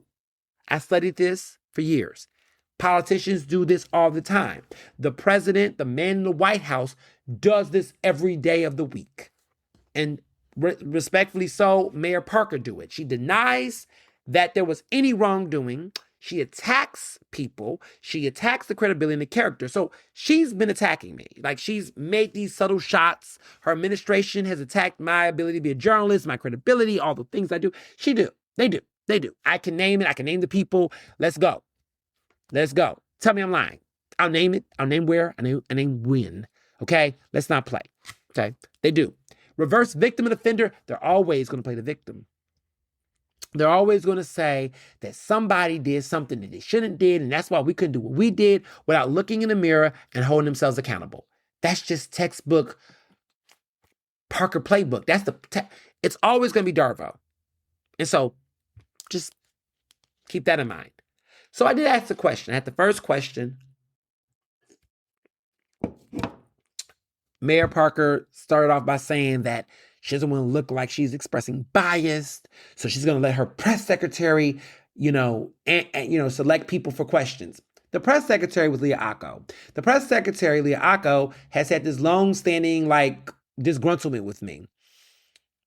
I've tried to figure out for the longest what it was about. It doesn't really have anything to do with her. This is a situation where people get into other people's business without knowing the context, and then they take on the issue. But low-key, that's not really the issue. There's other issues, but she's got a long-standing feud with me. She's talked shit about me all up and down Philadelphia. I don't even talk about her often. I don't even mention her name.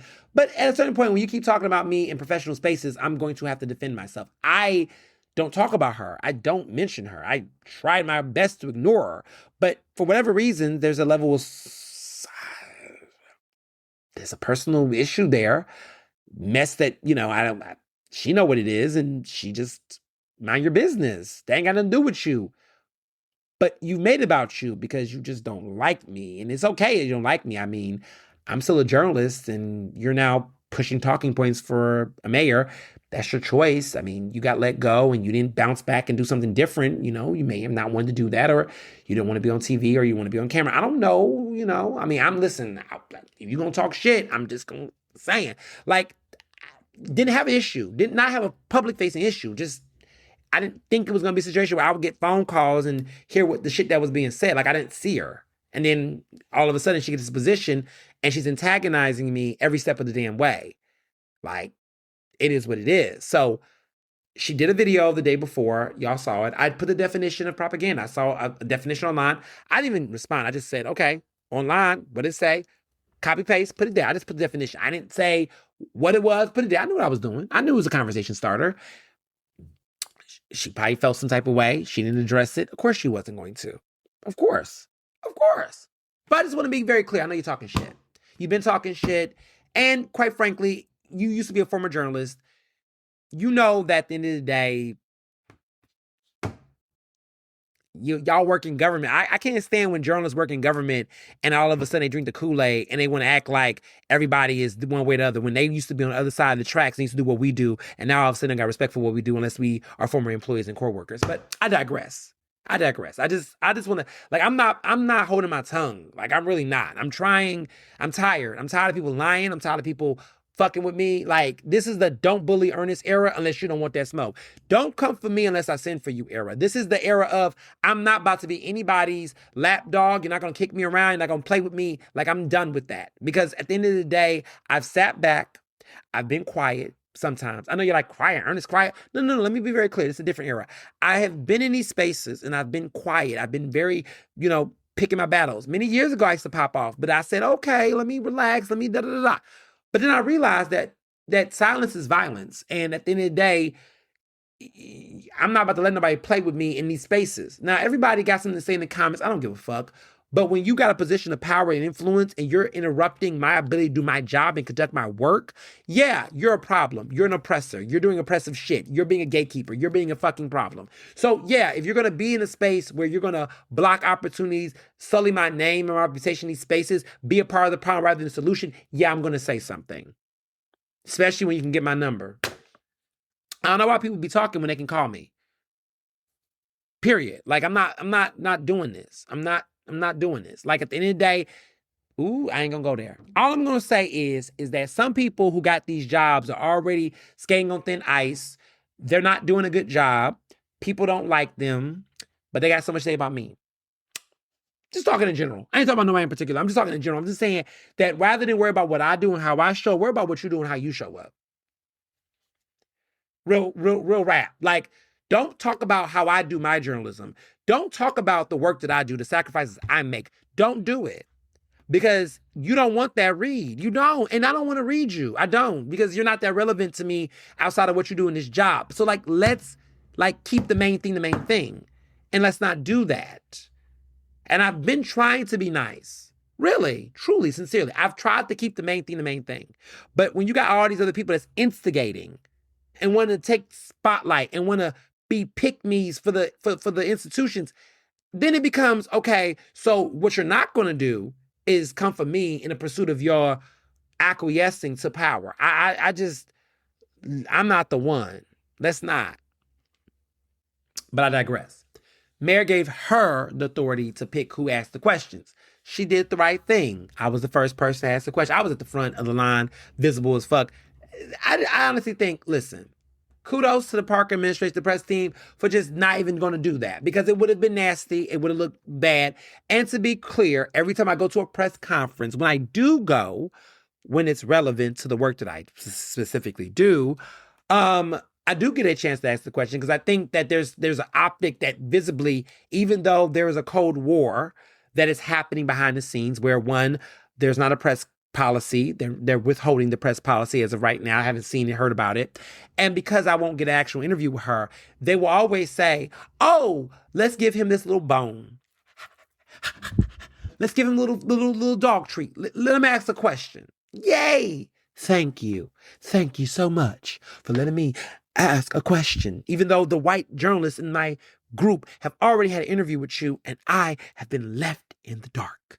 Yes, oh kind one, yes, Massa Parker, thank you for letting me ask a question at a press conference that I've been waiting for and been covering for so many. Thank you for that question. Because if I was white, if I was in the other house, I would have had an interview by now. But I guess I'm too black and too woke and too well-spoken and too articulate to be able to get an interview because you don't want to talk to my kind. Okay. So I guess I should be so humble that I got to ask a question.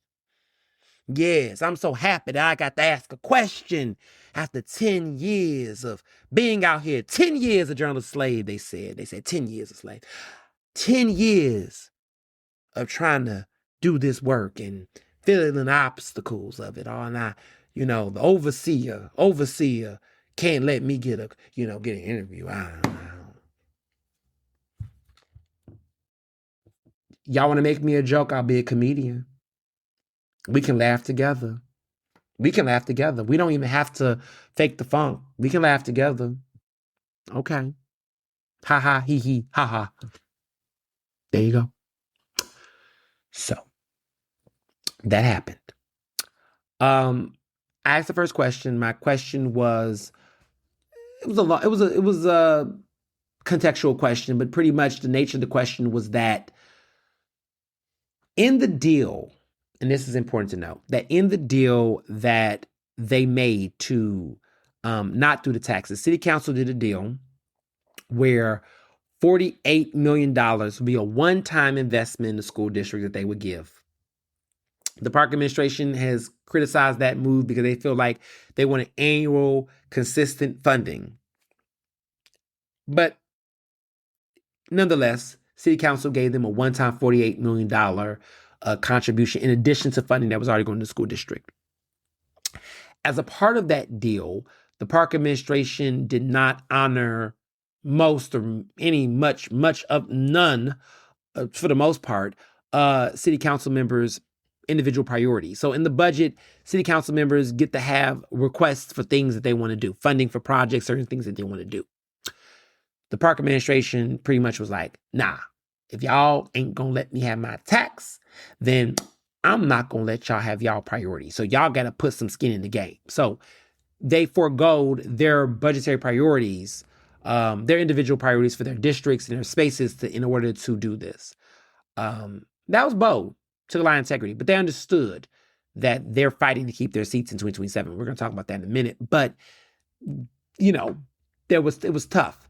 So some of the things with the budget priorities is that one institution that really suffered was the Public Defenders Association of Philadelphia, the Public Defender's Office, basically. That is led by Keisha Hudson. I've been talking to her a lot. I've interviewed her a lot.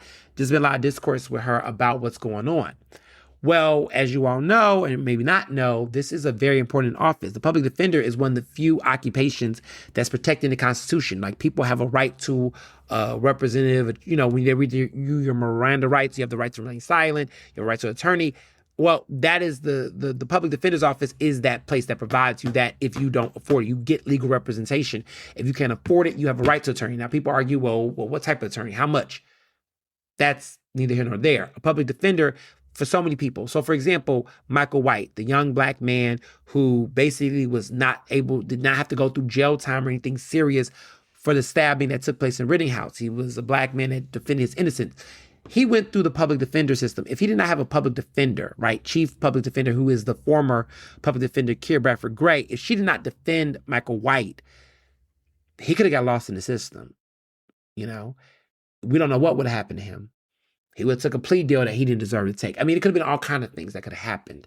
So public defenders are so important. And in Philadelphia, we have so many incarcerated youth that's in the system, more than any other major city. Like, our youth is a high number.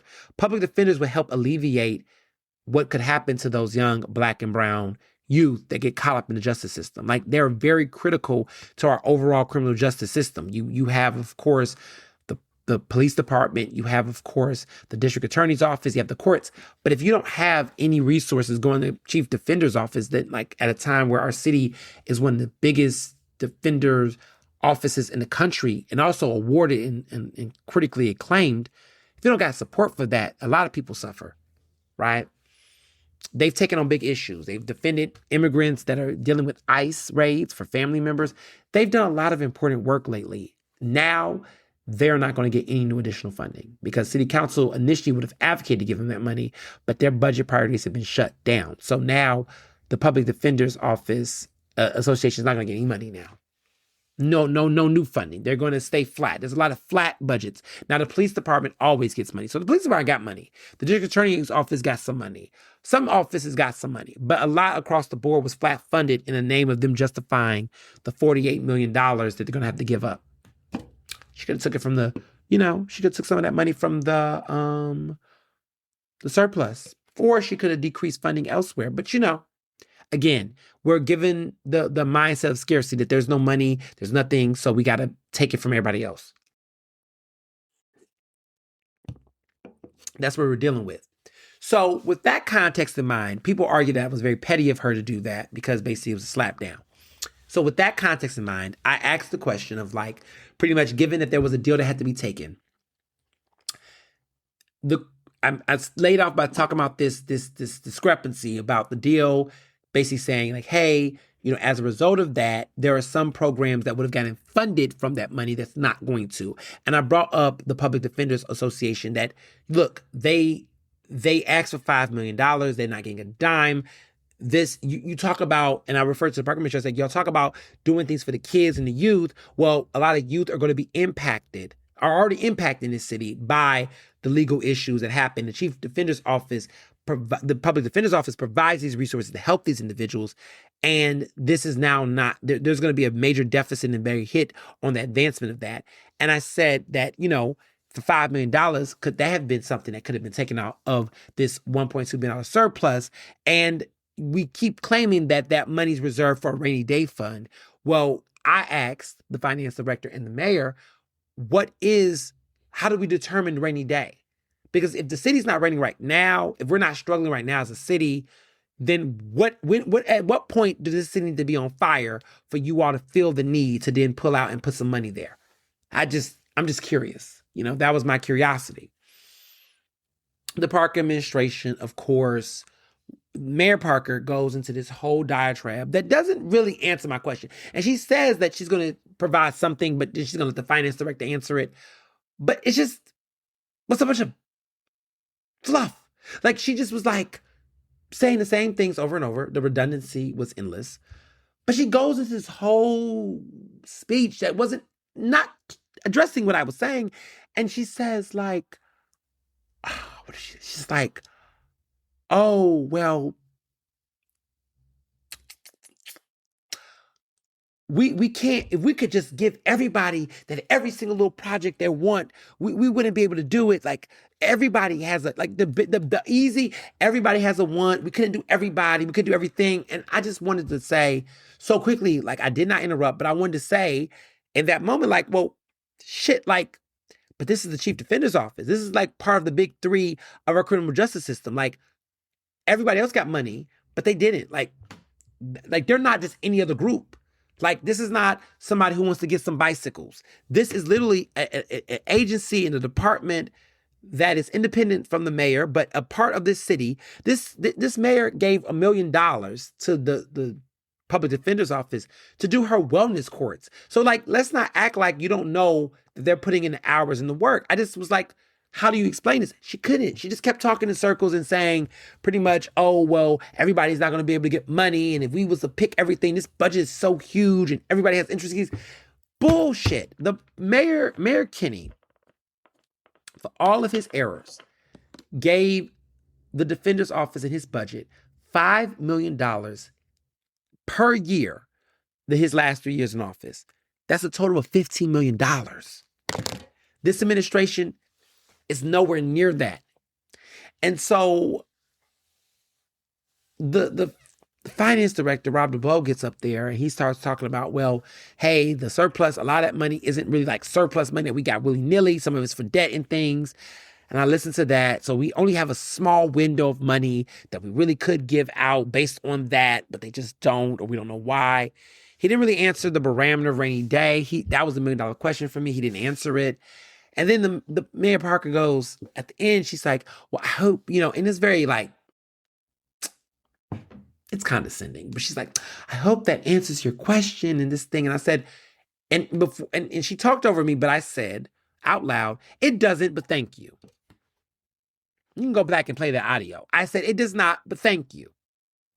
And she talked over me loud enough that I don't know if everybody heard it, but then she moved straight to the next question. The rest was there, and everybody got follow-up questions and all the shit. I didn't get any. Fine. Liako was running the questions. It is what it is.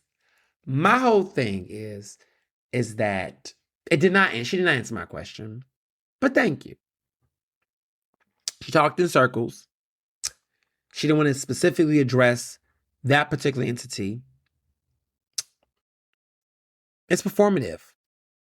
Her speech, performative outrage. Performative outrage. She says that word all the time, but I thought that the performative outrage was more here. So, yeah.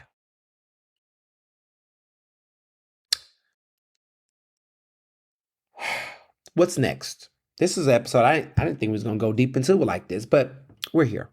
And I want to address it here, put it all on the floor, and then, see what's next. What's next? City Council is going to be having some interesting challenges. A lot of entities that did not get funding by the flat funding, that part of that deal they took is going to hit some people hard. The Public Defender's Office put out a statement, and I'm going to read that statement because I want to make sure that I am reading and learning and making sure people know what's up. It's been some interesting back and forth in general these last couple of days. And we're going to hear more backlash as time goes on. But I'm going to read this statement briefly. The Defender Association of Philadelphia is extremely disappointed that the fiscal year 27 budget passed by City Council that flat funds our office despite the critical role public defenders play in Philadelphia's justice system and broader public safety efforts. Notably, the Defender Association is the only major justice system partner that did not receive a funding increase this year. While the District Attorney's Office, the courts, and the Police Department all received additional funds, public defenders were left behind. This decision undermines the principle that every justice system stakeholder needs adequate resources to fulfill their duties. For years, our office has been asked to do more with less. Every year, the demands on our attorneys, social workers, investigators, and support staff continue to grow. Unfortunately, this budget fails to provide the resources we requested to meet those obligations. As a result, we will be forced to make difficult decisions about the level of staffing and support we can provide to court operations and citywide initiatives that rely on our office's participation. This is not the position we hoped to find ourselves in. The budget will have real consequences on our ability to staff courtrooms and programs at the levels we have in the past. It jeopardizes our ability to meet the needs of our clients, the courts, and the public. More importantly, it doesn't serve the interests of our clients, the justice system, or public safety. We remain committed to working with city leaders and our justice system partners to find solutions, but meaningful collaboration must be matched by meaningful investment. Philadelphia cannot afford to continue underfunding the only constitutionally mandated institution responsible for ensuring the fair and efficient operation of its justice system. So, that is the statement from the Public Defenders Association of Philadelphia. Sad. And there's other institutions that will speak out in the next coming days and weeks about what this flat funding means, right? At a time like this. So there's going to be more backlash. What's next to me, if we're going to go ahead to 2027, people are looking. There are folks that are consistently saying that they want Mayor Parker to be challenged. Who's going to challenge Mayor Parker is up in air. I will say, for starters, that no one from City Council is going to resign to run against Mayor Cherelle Parker. I can say that pretty much I don't think that's going to be the case. I don't know what Larry Krasner is going to do. I heard from close sources that District Attorney Larry Krasner is not trying to do it. But there's been other candidates that's been talked about on the state level and independently. There is a hunger to see changes at City Council. I think that while City Council averted the taxes, I think that the deal that they made in itself is still going to hurt people at a way in which I think City Council wanted better fighters. There are going to be people that's going to be challenged. And there's more problems in front of us. Since I'm the expert articulator of the problem, that should be my bio. I should be like award-winning. I should just troll. I'm going to figure out how I'm going to troll. I'm going to troll in the bio of this podcast. So when y'all see it, y'all know. I'm going to have fun. Because, at the end of the day, if you're going to make me a joke, I'm going to be a comedian. A good-ass comedian that's going to make things happen. Mayor Parker is going to have a tough summer. I think that the way that she communicated this, she has said that she is not going to stop this fight. She said round one.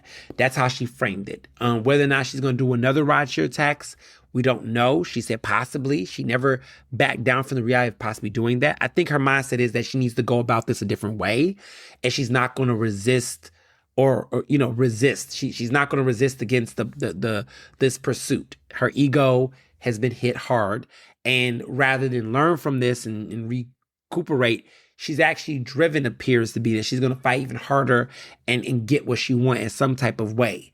I don't know what that is. She didn't get into specifics about what that would look like, but she is determined to not let this go. I mean, at your own peril or victory or success. However, I don't know. I don't know how she do that in a government, in a democracy in which city council has to still vote. I don't know. Like, do you just give them, Roots picnic passes like the state legislators got, like when they were about to walk out of that meeting and leave, and she's like, well, wait, and then she's dangling these Roots picnic silver VIP bracelets because each of them got 2 of them who was in the meeting. So if you was at the meeting, you would get them. That was like her little trinket to keep people there, so she can just continue to talk. And so some of them, when they heard about it, they came back into the meeting that they had last week, and she continued to do it. It's like, what are we doing at a point where you got to dangle like $1,000? I mean, they're worth $2,000 because she gave 2. Like you got to do that in order to get people to say to me. I mean, I guess. But I digress, right? So I think there's going to be a tough time. I think that this is hitting her hard. She's taken major L's for the last couple of weeks. Chris Rabb winning, Shreve Street losing, and her losing her endorsed candidate in her ward is a huge L. Taking that in consideration, and then everything else. And of course, the mayor says, oh, people are doing these things for clicks. Oh my God. Do you not know how the industry works? Like, we have to read and consume media. Like, you're saying people make their money off of clicks. Some people make their money off of lies, but I digress. Some people make their money off of propaganda. Some people make their money off of taxpayers' dollars. I would appreciate a government entity that respects my profession, especially since it's under the First Amendment, as they go off to make their money doing what they do in the government. I just, why go low like that? It's just like, why are we doing that? But like, these are the games. So you're going to hear more of these talking points. Attacks on 30-second videos. Ooh, I wonder where that is. Or little posts. And I don't really be on social media, but she talked about social media throughout her speech. But for someone who's not on social media, which is a lie, she's on social media. But for a mayor that says, like, I'm not on social media, like, you are on social media. You are. You at night go and look at posts and get to your team and tell your team your thoughts about what's being said here, there, and everywhere. You care, and that makes sense. Like, any elected official that says they're not on social media is an elected official that does not have any actual swagger. Anyone who has swagger, any elected official who has swagger and relevance are on social media. Mayor Parker is on social media. She looks, she reads the comments, she has her thoughts, and, it is what it is. Like, she hates my guts. It is what it is. I'm not in the business of being any mayor's teacher's pet or favorite, especially in these days and ages, okay? Most of them, when they retired or they no longer in office, they typically have respect for me, some of them. I mean, Kenny's persona non grata, but I look at people like Mayor Nutter, who, that man calls me, we cool. Like, we ain't got no drama. I mean, he's no longer in office. But when he was in office, we had some disagreements. Like, I just miss the level of civility. I miss the accessibility that government had. We're in the Trump era, and it has rubbed on so many politicians. Like, everybody, even if they call themselves a Democrat or progressive, whatever, the Trump behavior, that kind of like behavior has permeated throughout our political culture in ways where nobody wants to take a pause. Nobody wants to apologize. Nobody wants to acknowledge they're wrong. Nobody wants to be accountable. And I'm talking about political figures that are very powerful and influential. These people don't do that. And so we find ourselves in these cycles where this stuff happens. So That's everything. That is my thoughts about this whole tax fiasco. Listen to it, share it to a friend. If you was in the dark, trying to figure out what was going on, left and right. I hope this episode was very comprehensive. I hope this special edition episode was very telling and gave you some feedback and some thoughts, and that the fight continues, because I don't know if the Park administration is going to stop trying to do taxes, like making taxes fetch. I just don't know. And what I do know is that this upcoming year within City Council, the next session, there will be a 20-year abatement. Not in this budget, but next year. There'll be a 20-year abatement or more that's going to be trying to be proposed for developers who want to get those abandoned schools. We're also going to see a situation potentially where the new arena in South Philly is going to be up for a vote and discussion. I mean, for me, I think that's going to happen now that Market East is dead, but there will be more discussion about that arena, and that's going to be another topic that's going to happen in the fall. So there's a lot happening in Philadelphia. And then, of course, 2027, all of the members of the City Council, these folks will all run for re-election. So everything is going to be on the table. So that's all. I said a lot. I'm going to enjoy this week, see what happens next. And as always, be well and be best. Ernestly Speaking is recorded in Philadelphia, Pennsylvania, and can be found on Apple Podcasts, Google Podcasts. To stay up to date with the latest on the show, follow me on Facebook, Twitter, and Instagram at Mr. Ernest Owens. Use the hashtag Ernestly Speaking to tell me what you thought about this episode, and check out my website at ernestowens.com.